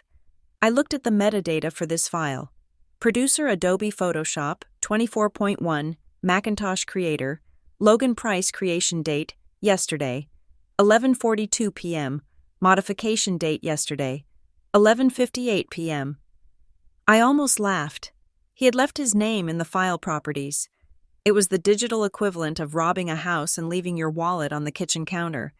He was so arrogant, so sure that no one would look under the hood, that he had not even bothered to scrub the metadata. But the real smoking gun was not the bank statement. It was the beneficiary form. I opened beneficiary_change_request_form_signed.pdf. This was the document that supposedly authorized my parents to take control of my trust. It had my signature at the bottom. I looked at it. It looked like my signature. It had the loop. It had the slant. But handwriting is not just shape. Handwriting is speed. When a human being signs their name, they do it in a burst of muscle memory. The pen moves fast on the straight lines and slows down on the curves. This creates a variation in line width and ink density. We call it pen pressure velocity. When someone traces a signature, however, they move differently. They are not writing. They are drawing. They move the pen slowly, carefully, trying to stay on the lines of the original they are tracing underneath, because they are moving slowly and hesitantly. The line width is uniform and heavy. The hand shakes slightly because it is moving against its natural rhythm. I zoomed in on the signature to 1000%. The lines were jagged. We call it tremor of forgery. It looked like a topographic map of a coastline rather than a smooth highway. I looked at the end of the letter Y in my name. When I sign, I flick the pen off the page at the end. The line tapers off to a microscopic point. Like the tail of a comet, it is a sign of speed. On this document, the Y did not taper. It ended in a blunt, round blob. That meant the person had stopped the pen on the paper before lifting it. They were careful, too careful. "This is a tracing," I said aloud. "And a bad one." I ran the compositing analysis on the signature block. The signature was a bitmap image placed on top of the PDF. The resolution of the signature was 300 dots per inch. The resolution of the form text was 600 dots per inch. They had scanned my signature from another document, probably the lease agreement I signed for the apartment they helped me find 3 years ago, and pasted it here. I leaned back in the creaky motel chair. The evidence was overwhelming. In a court of law, this was not just sufficient. It was a slam dunk. It proved intent. It proved premeditation. It proved that this was not accidental mismanagement or bad bookkeeping. This was a manufactured reality. They had built a Potemkin village of wealth. They had constructed a facade of solvency using Photoshop and arrogance. I looked at the clock. 6:30 in the morning. I had spent the last 2 hours dissecting their lies. Now, I needed to compile the autopsy report. I opened a new document. I did not write a narrative. I created a visual comparison chart. On the left side of the page, I placed the snippet of their fake document. On the right side, I placed a snippet of a real Vanguard statement I had downloaded from the public examples on their website. I drew red arrows pointing to the mismatched fonts. I circled the repeating background texture. I highlighted the pixelated MyCR line. I pasted the metadata report showing Logan Price as the author. I placed a macro shot of the forged signature next to a macro shot of my real signature, labeling the tremor points and blunt endings. I made it simple. I made it undeniable. I made it look like a poster you would present to a jury. I printed 3 copies on the portable laser printer I kept in my trunk for work. The pages were warm as they came out. They smelled of toner and justice. I placed the pages in a crisp, black folder. I was not just Emery Price, the daughter. I was Emery Price, the senior analyst, and I was about to walk into a meeting where my family thought they were telling a story, and I was going to show them the code. They thought they were artists. They thought they could paint over the truth. But they forgot one thing. Paint dries, and when it chips, you see what is underneath. I packed up my laptop. I put on my gray cardigan. I checked the mirror. I looked tired. Plain, unassuming, perfect. I walked out to the car. The morning air was crisp. I placed the black folder on the passenger seat. It was time to go to work. The offices of Hawthorne. Bell Row were located on the 42nd floor of the Skyline Tower in downtown Denver. It was the kind of place designed to make you feel small. The walls were glass, the carpet was thick enough to silence footsteps, and the air conditioner hummed at a frequency that felt like money being counted. From this height, the city below was just a grid of gray streets and dirty snow, reduced to a toy set that the people in this room felt entitled to rearrange at will. I was sitting in the corner, near the ficus plant and the heavy oak door. I was not at the oval table. The table was for the players. I was sitting on a folding chair next to a cart that held a projector, a tangle of HDMI cables, and a pitcher of ice water to the casual observer. I was the technical support. I was the invisible assistant there to make sure the slides advanced and the Wi-Fi connected. It was a role I had played 1,000 times for my family. But today, being invisible was not a burden. It was a sniper position. Ivy Kessler sat at the head of the table. She was perfectly still. Her suit was charcoal gray. Her hands rested on a leather notebook, and her expression was unreadable. She looked like a judge waiting for the bailiff to call the court to order. To her right sat Tom Vance, the forensic accountant. He had not said a word since we entered the room 20 minutes ago. He had set up his laptop, opened a blank spreadsheet, and placed a digital voice recorder in the center of the table. The red light on the recorder was already steady, unblinking. He looked boring. He looked like a man whose biggest thrill in life was finding a tax deduction for office supplies. That was exactly what we wanted them to see. And then there was Grandpa Walter. He sat to Ivy's left. The transformation was heartbreakingly good. The man who had winked at me with sharp, conspiratorial intelligence just 48 hours ago was gone. In his place was a shell. He was slumped in his chair, his chin resting on his chest, his right hand, resting on the mahogany surface, trembled with a rhythmic, Parkinsonian shake. He blinked slowly, as if the light in the room was too bright for his aging eyes. "Are they coming?" Walter asked. His voice was thin, reedy. "I want to go home. Ivy, I am tired." "They will be here in 2 minutes." "Walter," Ivy said softly, "just sign the papers, and you can rest." "Okay," Walter whispered. "Okay." The elevator chimed in the hallway. The heavy glass doors swung open. My family arrived not like people attending a legal meeting, but like people arriving at a coronation. Darla led the way. She was wearing a cream-colored cashmere coat and sunglasses, which she removed with a theatrical flourish as she stepped onto the plush carpet. She looked radiant. It was the radiance of a woman who believed she was minutes away from securing a $20 million empire. Cliff followed her, carrying a leather briefcase that looked brand new. He wore his consulting suit navy blue, pinstriped, tailored to hide the weight he had gained from years of inactivity. He walked with a bounce in his step, projecting an air of busy competence, and bringing up the rear was Logan. He was on his phone, of course. "Yeah, sell the crypto," Logan was saying loudly into his AirPods. "I need liquidity by noon. We are closing a major acquisition." He hung up as he entered the room, offering a tight, shark-like grin to the room at large. There was no acquisition. There was no crypto. I knew his bank balance. He was overdrawn by $400 as of this morning. But Logan lived in the future tense, where he was always rich. They took their seats on the opposite side of the table. The dynamic was instant. Us versus them, old versus young, the past versus the future. They barely glanced at me.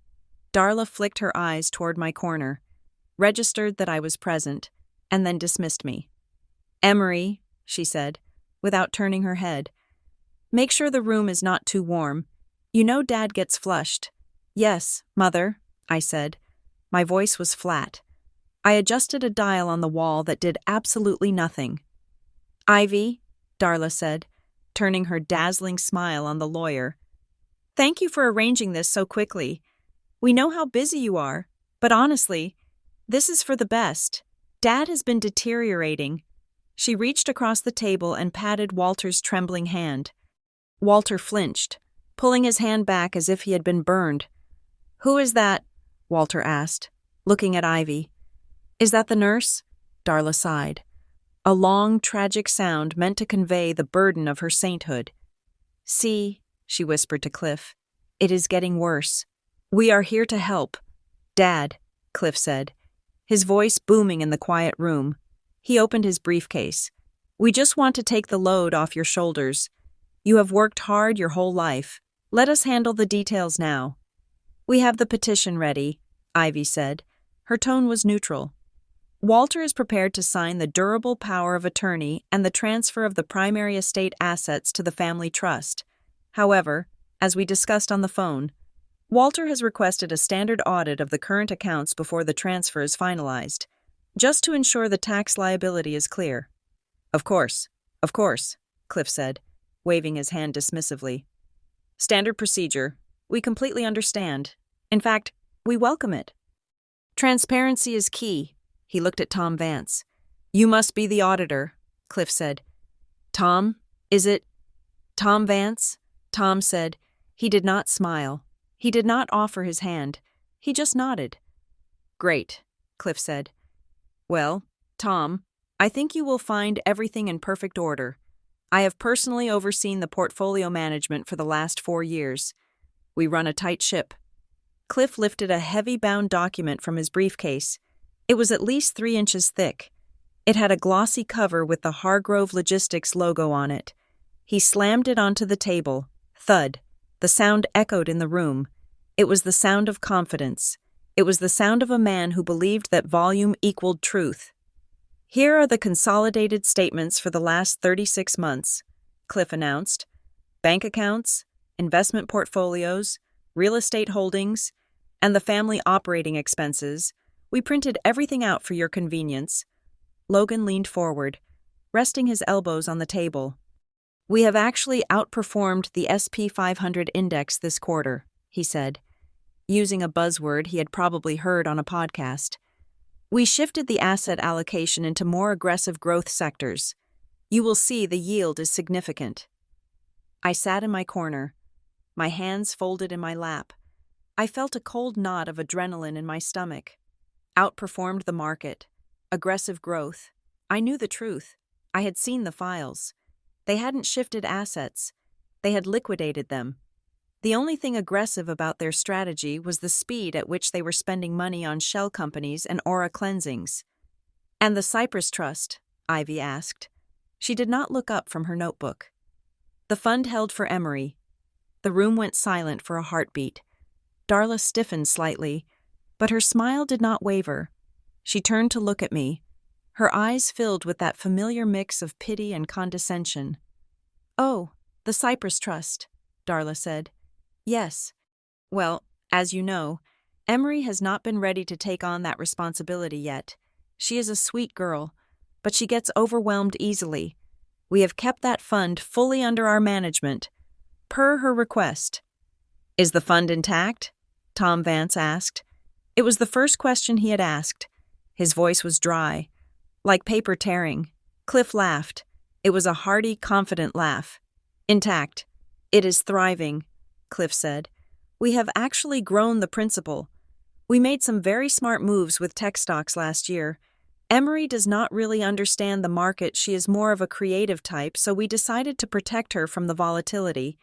The balance is currently sitting at $2.4 million. I dug my fingernails into my palms. 2.4 million, the real number.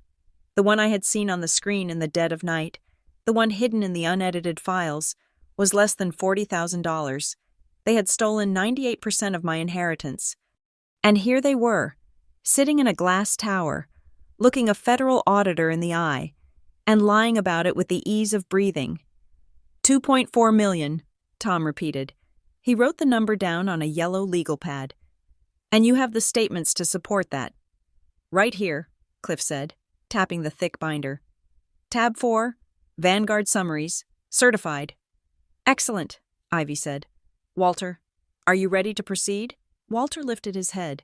He looked at Cliff, then he looked at the binder. "I just want to make sure," Walter stammered. "The taxes, if the numbers are wrong, the IRS, they will take the house. The numbers are perfect." "Dad," Logan said, his voice dripping with impatience. "We went over them last night. It is clean. Just sign the paper so we can go to lunch. I have a reservation at Elway's."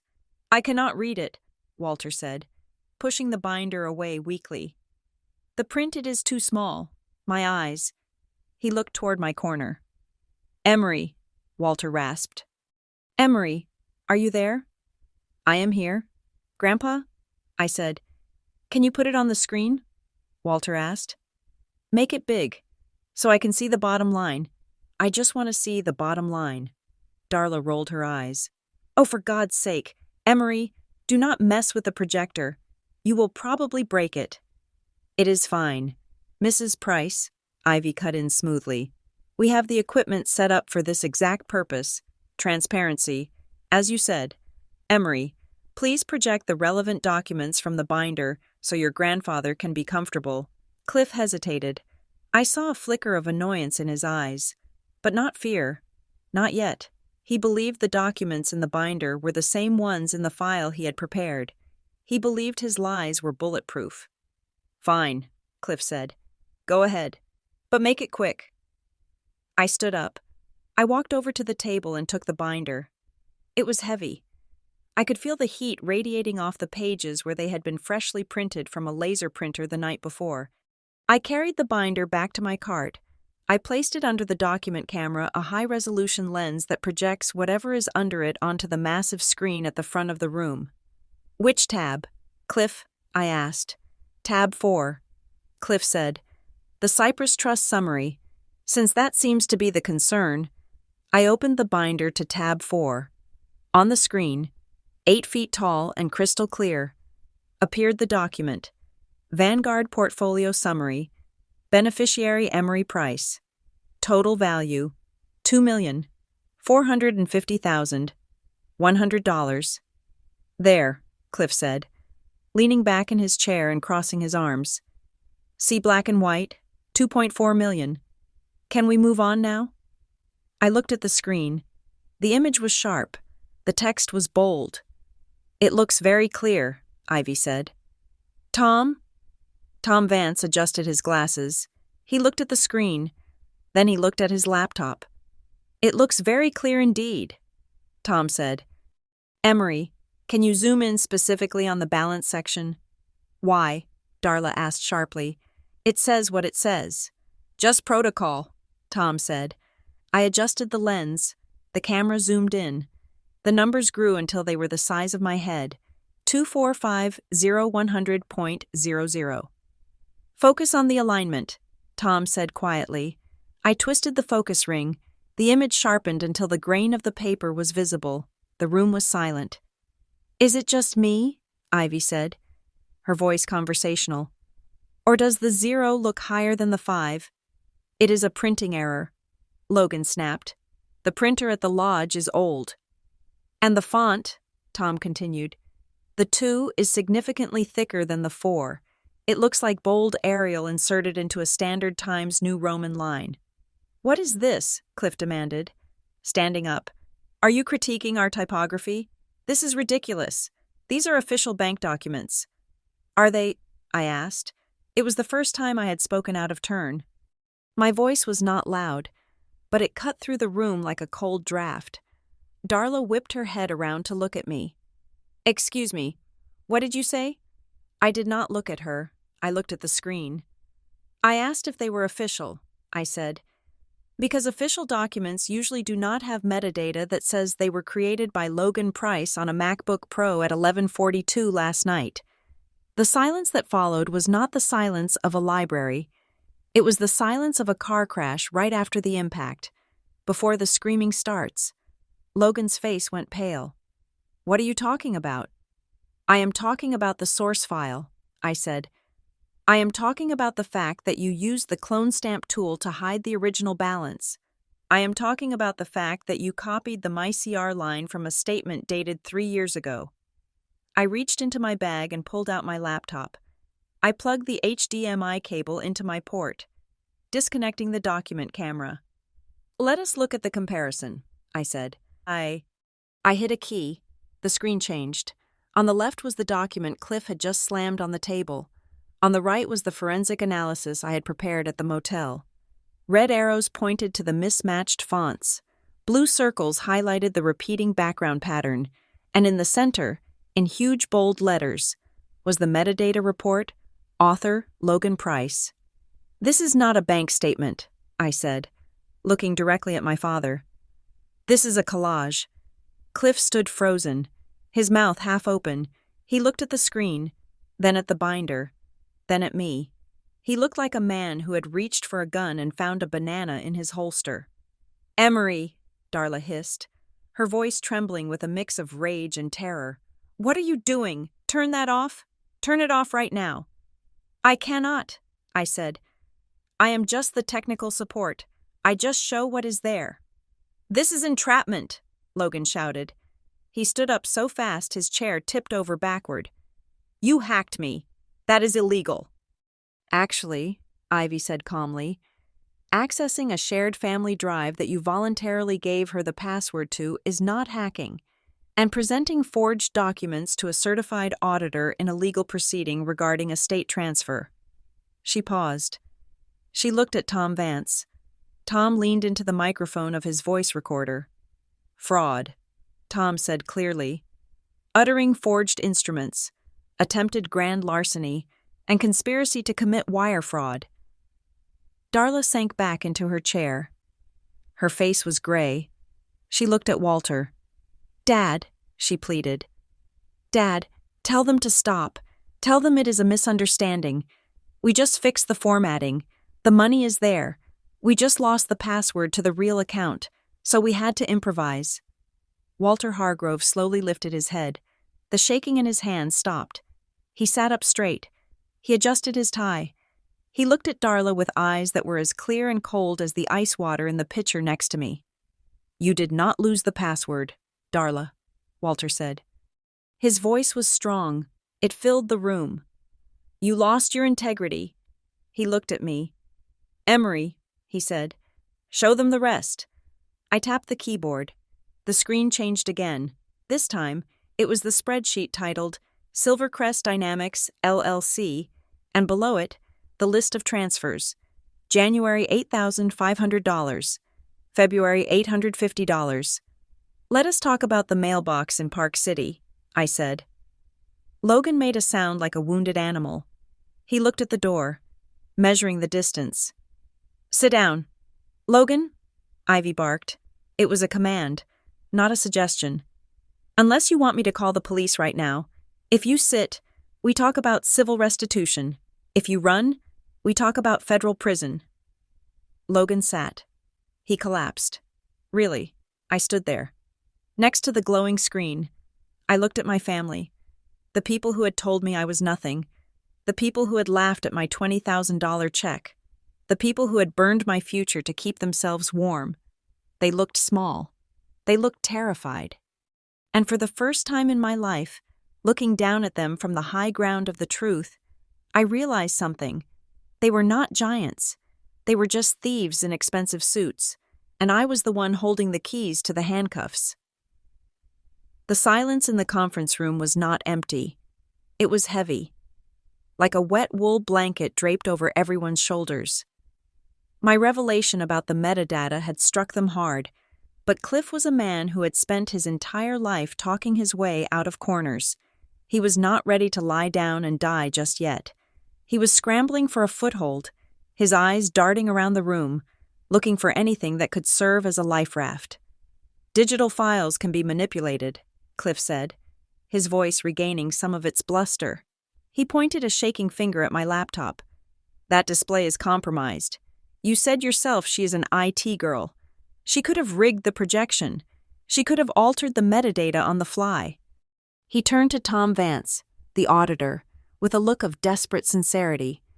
"Tom, you know how technology is," Cliff said, sweating now. "Glitches happen, clouds get corrupted, but paper does not lie. We have the physical binder right here, the ink on the page. That is the real record." He slammed his hand on the thick binder again, as if the physical weight of it proved its honesty. "This is the certified copy," Cliff insisted. "Ignore the screen. Look at this." Ivy Kessler leaned back in her chair, a small, cold smile playing on her lips. She looked at Walter. Walter Hargrove was sitting up straight now, the feeble old man mask having slipped moments ago when he delivered his line about integrity. But seeing Cliff retreat into this frantic denial, Walter decided to twist the knife. He decided to play their game one last time, just to show them how bad they were at it. He slumped slightly, affecting a tone of exaggerated, mocking confusion. "Is that right, Cliff?" Walter asked, his voice dripping with a sarcasm so thick you could cut it with a knife. "The paper is the truth. Well, you know my eyes are still failing me. I cannot see those numbers from here. They are just too small for a senile old man." He gestured toward me without looking at me. "Emery," Walter said, "why don't you help your father put his truth on the big screen, magnify it? Let us all see exactly what this paper has to say." It was a command, but it was also an invitation. He was inviting me to the autopsy. I stood up and moved toward the document camera. "Don't," Darla snapped. Her voice was sharp, like a whip crack. She looked at me with pure venom. "Don't touch the binder. Emery, you will probably tear the pages or smear the ink. You are so clumsy." "I will be careful, Mother," I said. Just don't embarrass yourself with that prop, she hissed, echoing the words she had said to me at the dinner table. We don't need a projector to read a bank statement. Actually, Ivy said, I think we do. Tom needs to verify the authenticity of the physical document against the digital record. Proceed, Emery. I took the binder from under Cliff's hand. He resisted for a second, his grip tight. Before letting go, I felt the heat of his palm on the leather cover. I carried it to the cart and placed it under the lens of the document camera. I flipped to the page Cliff had flagged the summary of the Cyprus Trust, showing the alleged growth to $2.4 million. I hit the power button. The projector hummed, a beam of white light cutting through the tension in the room. The image appeared on the wall. It was massive. The numbers were 2 feet high. At first glance, it looked perfect. The logo of the bank was crisp. The columns were straight. The bottom line was bold and reassuring. See? Cliff said, exhaling loudly. Perfect. 2.4 million. Just like I said. No Photoshop, just ink on paper. Tom Vance leaned forward. He did not look at the binder. He looked at the screen. Emery, Tom said quietly. Zoom in on the date. I rotated the lens barrel. The image expanded. The date December 31st filled the frame. Now pan down to the transaction history, Tom directed. I moved the page. The list of dividends and interest payments scrolled by. Ivy Kessler spoke up. Cliff, you said this statement was mailed to you, that it arrived in the standard cycle. Yes, Cliff said immediately. Came in the mail last week. I filed it myself. Strange, Ivy said, because postal mail usually creates microscopic abrasions on the paper from the sorting machines. This page looks remarkably pristine. I take care of my documents, Cliff said. Is that a crime? No, I said, my voice amplifying slightly in the quiet room. But typography has rules, Dad, and this document is breaking them. What are you talking about? Darla demanded. It is just numbers. It is not just numbers, I said. It is a system. I adjusted the zoom again.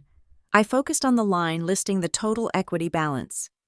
Look at the kerning, I said. The what? Logan asked, sounding annoyed and frightened at the same time. Kerning, I explained, keeping my tone neutral. Professional. It is the space between two specific letters in standard professional printing, specifically the font family used by this bank, which is a custom version of Frutiger. The space between a capital T and a lowercase o is specific. It is tight. They tuck the O under the crossbar of the T. I pointed to the word total on the screen. Here, I said. There is a gap, a full pixel gap. The O is pushing away from the T. I moved the page to the numbers. And here, I continued, look at the alignment of the commas. In a spreadsheet generated by a financial mainframe, the commas are monospaced. They occupy the same width as a number to keep the columns straight. I zoomed in until the comma after the 2 was the size of a basketball. This comma, I said, is tucked too close to the 4. It is crowding the number. That happens when you type text in a word processor like Microsoft Word and try to manually align it using the spacebar instead of using a table function. Oh my God, Darla scoffed, throwing her hands up. Who cares? Who looks at that? You are obsessing over tiny dots. It means nothing. It means everything, I said softly. I looked at her. She was vibrating with indignation, the righteous anger of someone who has never been told she is wrong. Why does it matter? I asked, rhetorical and sharp. Because the forger always thinks no one will look. The forger focuses on the big number, the 2 million. They think if the number is big enough, the eyes will be dazzled. They think we won't notice that the comma is in the wrong font. I turned back to the screen. Tom, I said, look at the justification on the right margin. I see it, Tom said. His voice was grim. It is ragged. Exactly, I said. Bank mainframes use full justification. The right edge of the text block should be a straight line, like a razor's edge. This one, I pointed to the jagged edge of the text block on the screen. This wanders, I said. It wavers in and out by a fraction of a millimeter. That happens when you copy and paste text boxes in layout software. I zoomed out so the whole page was visible again. This was not printed by a bank, I said. This was printed on a consumer-grade laser printer. I can even tell you which one. See the faint yellow dots in the background. What dots? Cliff squinted. There are no dots. There are, I said. Almost all color laser printers print a microscopic pattern of yellow dots, tracking codes that identify the serial number of the printer and the time of printing. It is an anti-counterfeiting measure. I toggled a setting on the projector, increasing the contrast and dropping the brightness. Suddenly, a faint, rhythmic pattern of dots became visible in the white space of the paper. If we scan this and run the decode, I said, looking at Logan, I bet it will match the serial number of the HP LaserJet in the business center at the lodge. The one you asked me to fix last week. The air in the room didn't just get heavy, it solidified. It turned into ice. Cliff's mouth opened, but no sound came out. He looked at the binder as if it had suddenly turned into a radioactive isotope. Darla's face was a mask of crumbling plaster. The arrogance was gone, replaced by a raw, naked terror. She looked at the screen, then at me. For the first time, she wasn't seeing her disappointment of a daughter. She was seeing the executioner. You, Darla whispered, you are twisting things. You are making this up to hurt us. I am not making anything up, I said. I am just turning on the light. You are the ones who built the stage set. I switched the document under the camera. Now, I said, my voice steady, let us look at the document from Silvercrest Dynamics, the one you said was a legitimate consultancy. Logan made a noise, a sharp intake of breath. No, he said weakly. We do not need to see that. I think we do, Walter said. His voice was no longer mocking. It was hard. Put it up, Emery. I want to see what $8,000 a month bought me. I placed the invoice on the tray. This is an invoice for Strategic Logistics Consulting. I read. Dated November 15th. I zoomed in on the logo. It was a generic clip art globe. Tom, I said, notice the pixelation on the edges of the logo and look at the address line. I panned down to the bottom. 1402 Willow Creek Drive, Suite B. That is a mailbox rental, I said. But look closer at the font used for the address. I zoomed in until the letters were huge. It is Comic Sans, I said. A stifled snort came from Tom Vance. He covered his mouth with his hand, coughing to hide the laugh. It was the most unprofessional thing he had done all day, and it was devastating. You used Comic Sans for the address of your shell company, I said, looking at Logan, because you forgot to change the default font in the template you downloaded. Logan put his head in his hands. Stop, he moaned. Please, just stop. We are not stopping, Ivy said. We are just getting to the good part, the part where we discuss the wire fraud. Cliff stood up. His legs were shaky. This is a hostile environment, he stammered. We are leaving. We need to consult our own counsel. You can leave, Ivy said, closing her notebook with a sharp snap. But the binder stays, and the recording stays, and the audit findings will be filed with the district attorney by 5 o'clock today. You wouldn't, Darla gasped. She looked at Walter. Dad, we are family. You cannot let them do this to us. To Logan, he has a future. He had a future, Walter said, correcting her tense. He burned it in the fireplace 2 nights ago. Dad, please. Darla began to cry. It was the ugly, desperate crying of someone who realizes the manipulation isn't working anymore. We did it for the family. We had expenses. We had to maintain our standing. Your standing? I asked. I turned off the projector. The sudden darkness in the room was shocking. You stole $2 million from your own daughter to pay for standing, I said in the dark. You tried to declare your own father incompetent to cover your tracks. You didn't do it for the family. You did it for the audience. I walked over to the light switch and flipped it on. The fluorescent lights buzzed to life. Harsh and unforgiving, they shielded their eyes, squinting against the brightness. "The show is over," I said. "And you didn't even get the font right." Cliff sank back into his chair. He looked old. Not fake old like Walter had pretended to be, but actually old, defeated. I went back to my corner and sat down. My hands were trembling slightly now that the adrenaline was fading, but I clasped them together so no one would see. I had dissected them. I had pulled them apart pixel by pixel, comma by comma. And all it took was paying attention to the things they thought were too small to matter. The room was already cold, stripped of the false warmth my family had tried to project, but I was about to drop the temperature to absolute zero. The projection screen was still glowing with the humiliating evidence of the Comic Sans font. But I was done with typography. It was time for digital forensics. I minimized the invoice and brought up the file properties window for the certified bank statement Cliff had slammed onto the table. "You called me a liar, Dad," I said, my voice steady. "You said paper does not lie, but paper has a parent, and that parent is a digital file." I highlighted the metadata block. "Look at the creation timestamp," I said. "Created yesterday at 11:42 at night, modified at 11:58 at night. Device Logan _ MacBook _ Pro. Software Adobe Photoshop 24.1. The text on the screen was undeniable. It was a digital fingerprint left at the scene of the crime.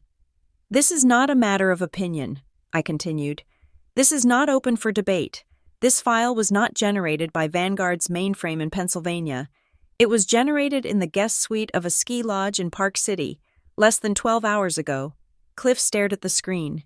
His face, usually flushed with the ruddy complexion of a man who enjoyed expensive scotch, drained of color until it looked like raw dough. He blinked rapidly, his mouth opening and closing like a fish on a dock. Then, the explosion happened. "You ungrateful little brat," Cliff roared. He did not argue the facts. He did not try to explain the timestamp. He did exactly what I knew he would do. He attacked the messenger to distract from the message. "After everything we have done for you," Cliff shouted, stepping away from the table and pacing frantically. "We put a roof over your head. We paid for your college. We let you live your little bohemian life while we carried the weight of this family. And this is how you repay us, by hacking your own brother, by humiliating your mother in front of strangers." He pointed a shaking finger at me. "You have always been jealous," he spat. "Jealous of Logan, jealous of our success. You are trying to tear us down because you cannot build anything of your own." It was a greatest hits collection of every insult he had ever hurled at me. Years ago, that speech would have reduced me to tears. I would have apologized. I would have begged for forgiveness. But today, I just watched him. I watched him the way a scientist watches a chemical reaction. "I am not jealous, Dad," I said calmly. "I am just accurate." "Sit down, Cliff," Ivy Kessler said. Her voice was not loud, but it had the cracking authority of a whip. "You are screaming at a witness in a fraud investigation. I strongly suggest you stop talking before you add harassment to the list of charges." Cliff froze. He looked at Ivy, then at Tom Vance. Tom Vance, the man they thought was a boring, rubber stamp auditor, finally made his move. He reached into his leather bag and pulled out a thin blue folder. It was not thick and glossy like Cliff's binder. It was simple, efficient. "Mr. Price?" Tom said, his voice mild. "While you were shouting, I was comparing the invoices Emery found to the transaction logs authorized by Mr. Hargrove this morning." Tom slid a single sheet of paper across the polished table. It stopped right in front of Logan. "This is the real transaction history from the primary family operating account," Tom said. "It was obtained directly from the bank at 9 o'clock this morning via a secure subpoena request initiated by the account holder, Walter Hargrove." Logan looked down at the paper. He didn't want to, but he couldn't help himself. "On the 15th of every month," Tom read from his own copy, "there is a transfer of $8,500 The recipient is listed as Silvercrest Dynamics. The routing number traces back to a business checking account at a credit union in Park City. Tom paused, adjusting his glasses. And the sole signatory on that credit union account, Tom said, looking over the rims of his spectacles at my brother. Is Logan Price? The heir left the room. It matches perfectly, Tom continued. 4 years of payments, $408,000, transferred from the family estate to a shell company controlled by the son, using falsified invoices for consulting services that were never rendered. Logan looked up. His eyes were wide, panic-stricken. He looked at Darla, begging for help. But Darla was staring at the table, her hands clenched so tight her knuckles were white. It was a loan, Logan stammered. The words tumbled out of his mouth before he could stop them. It was a bridge loan, for my startups. I was going to pay it back. I felt a surge of triumph. Thank you, Logan, I said. Logan snapped his head toward me. What? You just admitted you knew about the money, I said.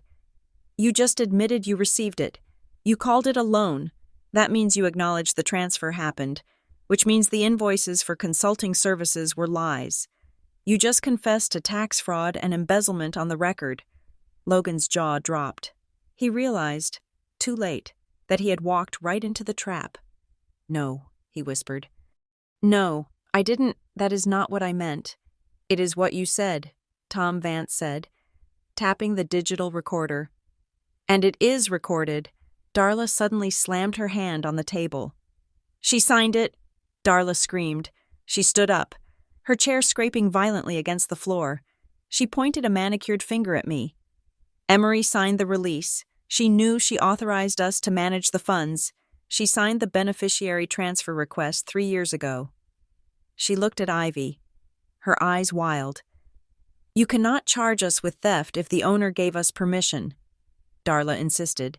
We have the form. It is signed. Emery agreed to let us handle the capital because she knew she was too immature to do it herself. Ah, I said. The permission slip. I walked back to my laptop. I was wondering when you would bring that up. Mom.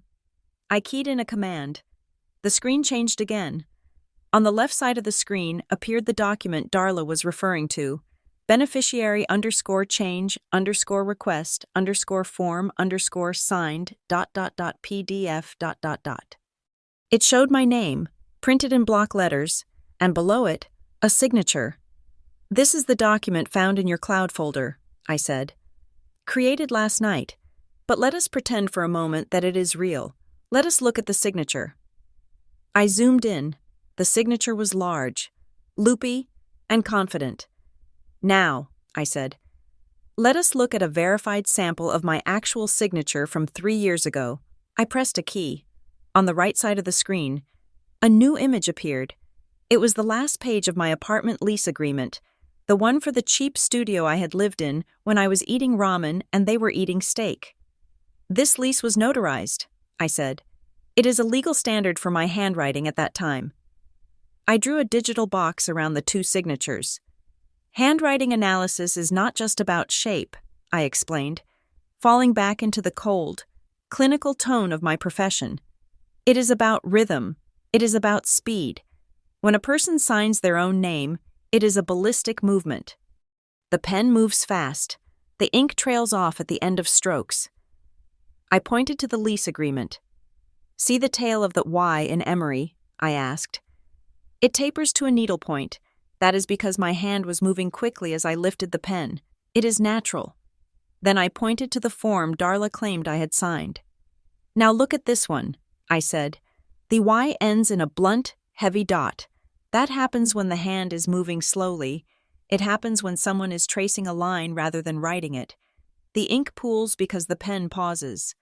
I zoomed in even closer on the E. And here, I said, the tremor. Look at the curve of the capital E. It is not smooth. It is jagged.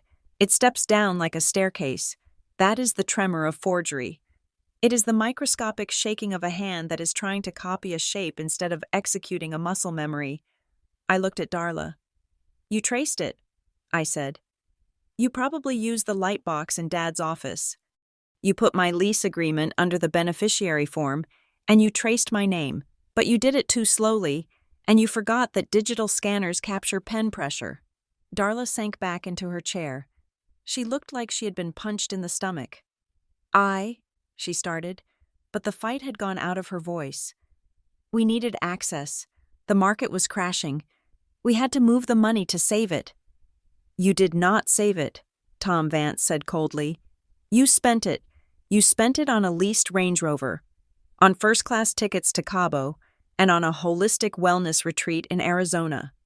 Darla flinched at the mention of the retreat. That was medical, she shrieked. I have stress. It was $12,000 for aura cleansing. I said, that is not medical. Mom, that is a scam inside a scam. Ivy Kessler cleared her throat. The sound was small, but it commanded absolute attention.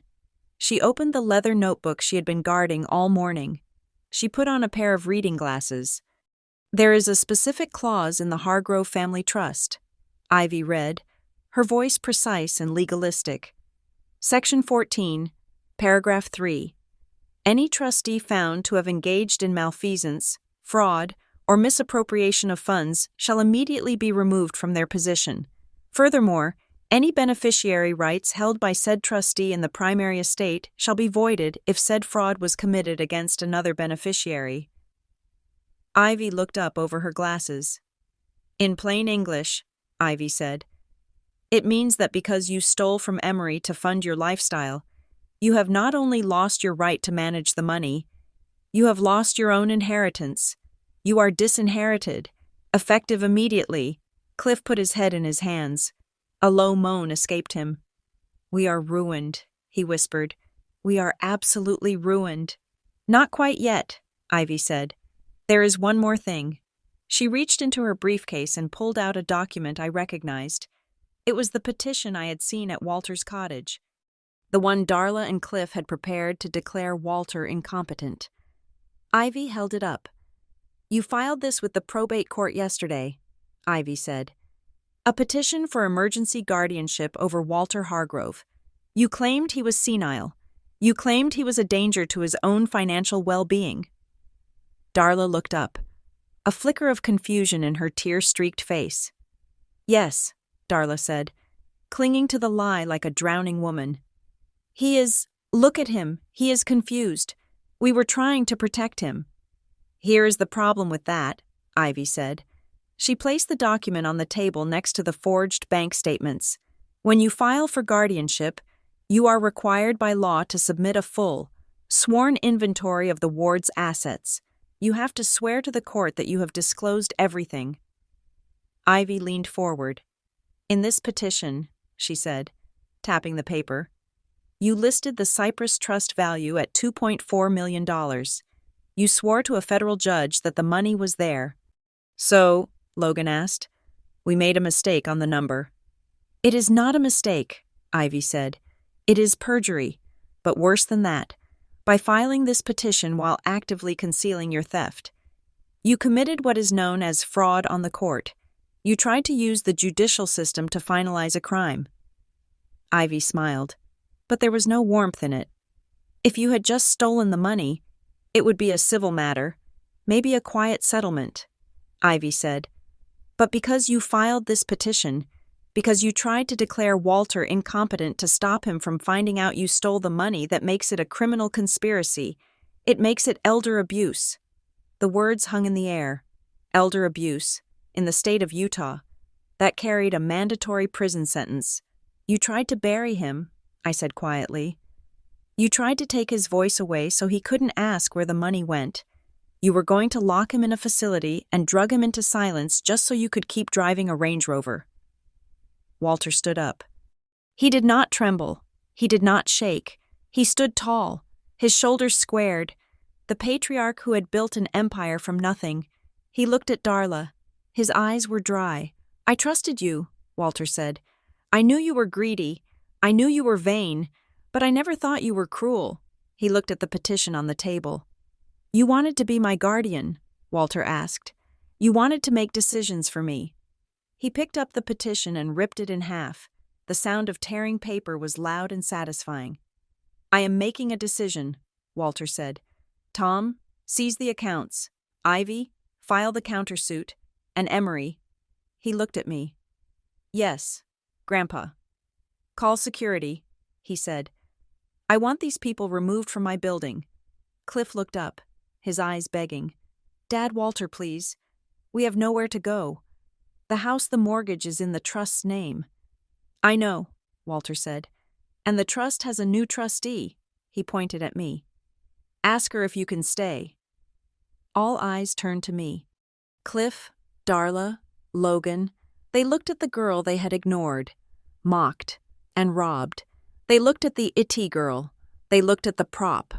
I looked at the metadata on the screen one last time. "No," I said. And then I closed the laptop. The word no hung in the air, vibrating with a resonance that felt louder than any scream. I had spent 24 years saying yes, yes to fixing the printer, yes to staying in the guest room, yes to being the punchline. Saying no felt like swinging a sledgehammer. Cliff stared at me. The color had drained from his face so completely that his skin looked like old parchment. He looked at the closed laptop, then at the binder of forged documents, and finally at Tom Vance, who was calmly packing the evidence into his briefcase. The reality of the situation was finally piercing the thick armor of Cliff's narcissism. He realized there was no technicality to save him. There was no charm offensive that could undo a forensic metadata report. "We!" Cliff's voice cracked. He cleared his throat, trying to summon the ghost of his authority. "We did not steal it. Emery, you have to understand the context. The market was volatile. Logan's company, it was a liquidity issue." He looked at me, his eyes pleading for me to understand a logic that only existed in his head. "We just used it temporarily," Cliff confessed. "To save Logan, we were going to put it back. Once the deal closed, we were going to put every cent back. It was a bridge loan." "To save Logan," I repeated. The words tasted like ash. "That is it, isn't it?" I asked. "That is the whole story of this family. You burned my future to keep Logan warm. You forged my name, lied to my face, and gaslit me for 3 years, just so Logan wouldn't have to get a real job." "He is your brother," Darla cried out. She had stopped shrieking and had moved into the weeping phase of her manipulation cycle. Tears streamed down her cheeks, ruining her foundation. "How can you be so cold? We are family. Family helps each other." She reached out across the table, her hand trembling, trying to grab mine. I pulled my hand back. "Family," I asked. "Family is supposed to be a safety net. Mom, not a trap. Family is not a place where you take my money, spend it on your vanity, and then tell me I should be thankful for the scraps." "We raised you," Darla sobbed. "We gave you everything." "You gave me a roof so you could have an IT technician," I said. "You gave me food so you could have an audience. And the moment I had something of my own, my trust, my inheritance, you decided I did not deserve it. You decided I was just a resource to be mined." I stood up. I felt tall. "I am done being your resource," I said. "And I am done being your family." Ivy Kessler stood up beside me. She smoothed her skirt and looked at them with the dispassionate gaze of a coroner examining a corpse. "The time for discussion is over," Ivy said. "As of this moment, per the terms of the Hargrove Trust and the evidence of fraud presented here, your status as trustees is revoked. Security is waiting in the lobby to escort you out of the building." "You cannot do this," Logan said. He was slumped in his chair, looking like a child who had been told recess was canceled forever. "Where are we supposed to go? The lodge are things." "The lodge is owned by the estate," Ivy said, "which is now under the sole conservatorship of Walter Hargrove. With Emery Price as the appointed auditor, you have 48 hours to vacate the premises. After that, the locks will be changed." 48 hours, Cliff gasped. "But it is winter. We have nowhere to go." "I suggest you liquidate the Range Rover," Tom Vance suggested helpfully, not looking up from his bag. "That should cover a deposit on a rental, Assuming you can find a landlord who does not check credit scores. Walter Hargrove pushed his chair back. He stood up slowly. He picked up his cane, not because he needed it, but because it made him look regal. He looked at his daughter. He looked at his son-in-law. He looked at his grandson. "I gave you a chance," Walter said. His voice was low, filled with a profound sadness. "When I handed out those checks at dinner, that was the test. I wanted to see if there was any decency left in you.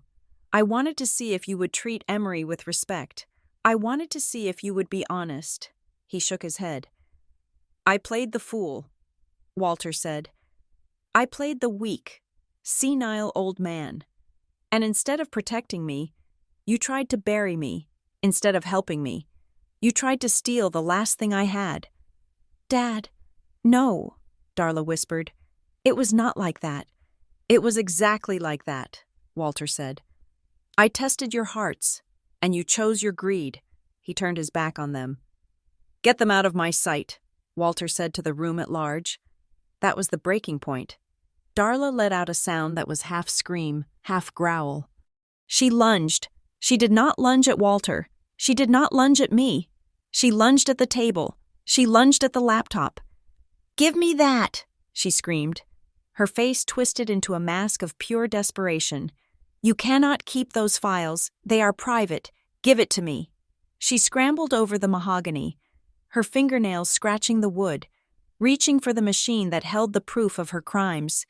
It happened in slow motion. I saw the desperation in her eyes.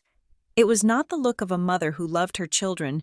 It was the look of an addict who was watching her supply being flushed down the toilet. She did not care about me. She did not care about Logan. She cared about the illusion. She cared about the money. Before she could reach the laptop, the heavy oak door swung open. 2 uniformed security guards stepped in. One of them, a large man with a gentle face, caught Darla by the arm. He didn't hurt her, but he stopped her cold. "Ma'am," the guard said firmly, "that is enough." Darla froze. She looked at the guard's hand on her expensive cashmere coat. She looked at the laptop, just inches out of her reach. She looked at me, and then she crumbled. She did not apologize. She just slumped against the guard, sobbing about how unfair it all was, how we were ruining her life, how we were ungrateful traitors. Cliff stood up, trying to maintain some shred of dignity, but he was shaking so hard his briefcase rattled. Logan just stared at the floor, refusing to look anyone in the eye. "Please escort Mr. and Mrs. Price and their son from the building," Ivy ordered, "and ensure they do not re-enter." I watched them go. I watched my father, who had lectured me on financial independence, walk out with nothing but a briefcase full of lies. I watched my brother, who had mocked my $20,000 check, walk out to a car he could no longer afford. I watched my mother, who had called me a prop, get escorted out like a trespasser. When the door clicked shut, the silence that rushed back into the room was not heavy. It was light. It was clean. Walter let out a long breath. He slumped slightly, leaning on the cane for real this time. "Are you okay, Grandpa?" I asked, moving to his side. He looked at me and smiled. It was a tired smile, but it was real. "I am lighter, Emery," he said. "I just lost 300 pounds of dead weight." The unwinding of the Price family empire did not happen overnight, but it happened with the relentless efficiency of a gravity well. Tom Vance was a pit bull. Within 2 weeks, he had traced every cent. He found the accounts where Logan had stashed the skimmed money. He found the credit cards Darla had opened in Walter's name. Ivy Kessler filed the civil suits. We did not press criminal charges. Walter decided that watching them lose their status was punishment enough, and he did not want to spend his final years testifying in court. But the civil judgments were brutal. The lodge in Park City was sold to pay back the misappropriated funds to the Cypress Trust. The Range Rover was repossessed. The Mercedes was repossessed. Cliff and Darla moved into a 2-bedroom condo in a suburb of Salt Lake City. It was a perfectly nice place, the kind of place they had spent their lives sneering at. Cliff had to take a job as a mid-level manager at a logistics firm, a job he got only because Walter made a phone call. He was finally working for a living. Logan moved to Las Vegas to start over. The last I heard, he was working as a promoter for a nightclub, handing out flyers to tourists. He was still chasing the hustle, but without the family bankroll, the hustle was a lot harder. As for me, I did not go back to fixing printers. I took the $21,000, my prop money, and I invested it. But I didn't invest it in stocks. I invested it in myself. I started a company called Veritas Verification. I capitalized on the specific skill set my family had forced me to develop, the ability to see the invisible flaws in a constructed reality. I offered services to law firms and estate planners, analyzing digital documents for signs of tampering. I became a data detective, it turned out. There were a lot of people like Darla and Logan out there, people who thought they could Photoshop their way to wealth, people who thought Comic Sans was a valid font for a shell company, and I caught them. Every single time. My business grew. I hired staff. I bought a house, a small mid-century modern place with big windows and no guest room for ungrateful relatives. But the best part wasn't the money. The best part was the quiet.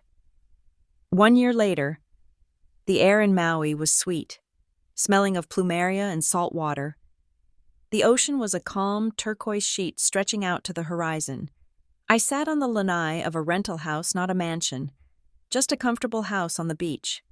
Walter was sitting next to me in a deck chair, wearing a floral shirt that was honestly hideous, but he loved it.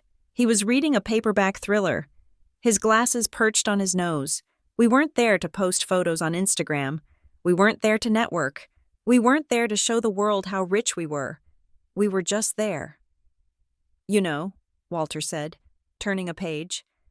I think the butler did it. The butler is too obvious, I said, taking a sip of iced tea. It is probably the accountant, Walter chuckled. It is always the accountant. He looked at me. His eyes were clear, happy. You look good.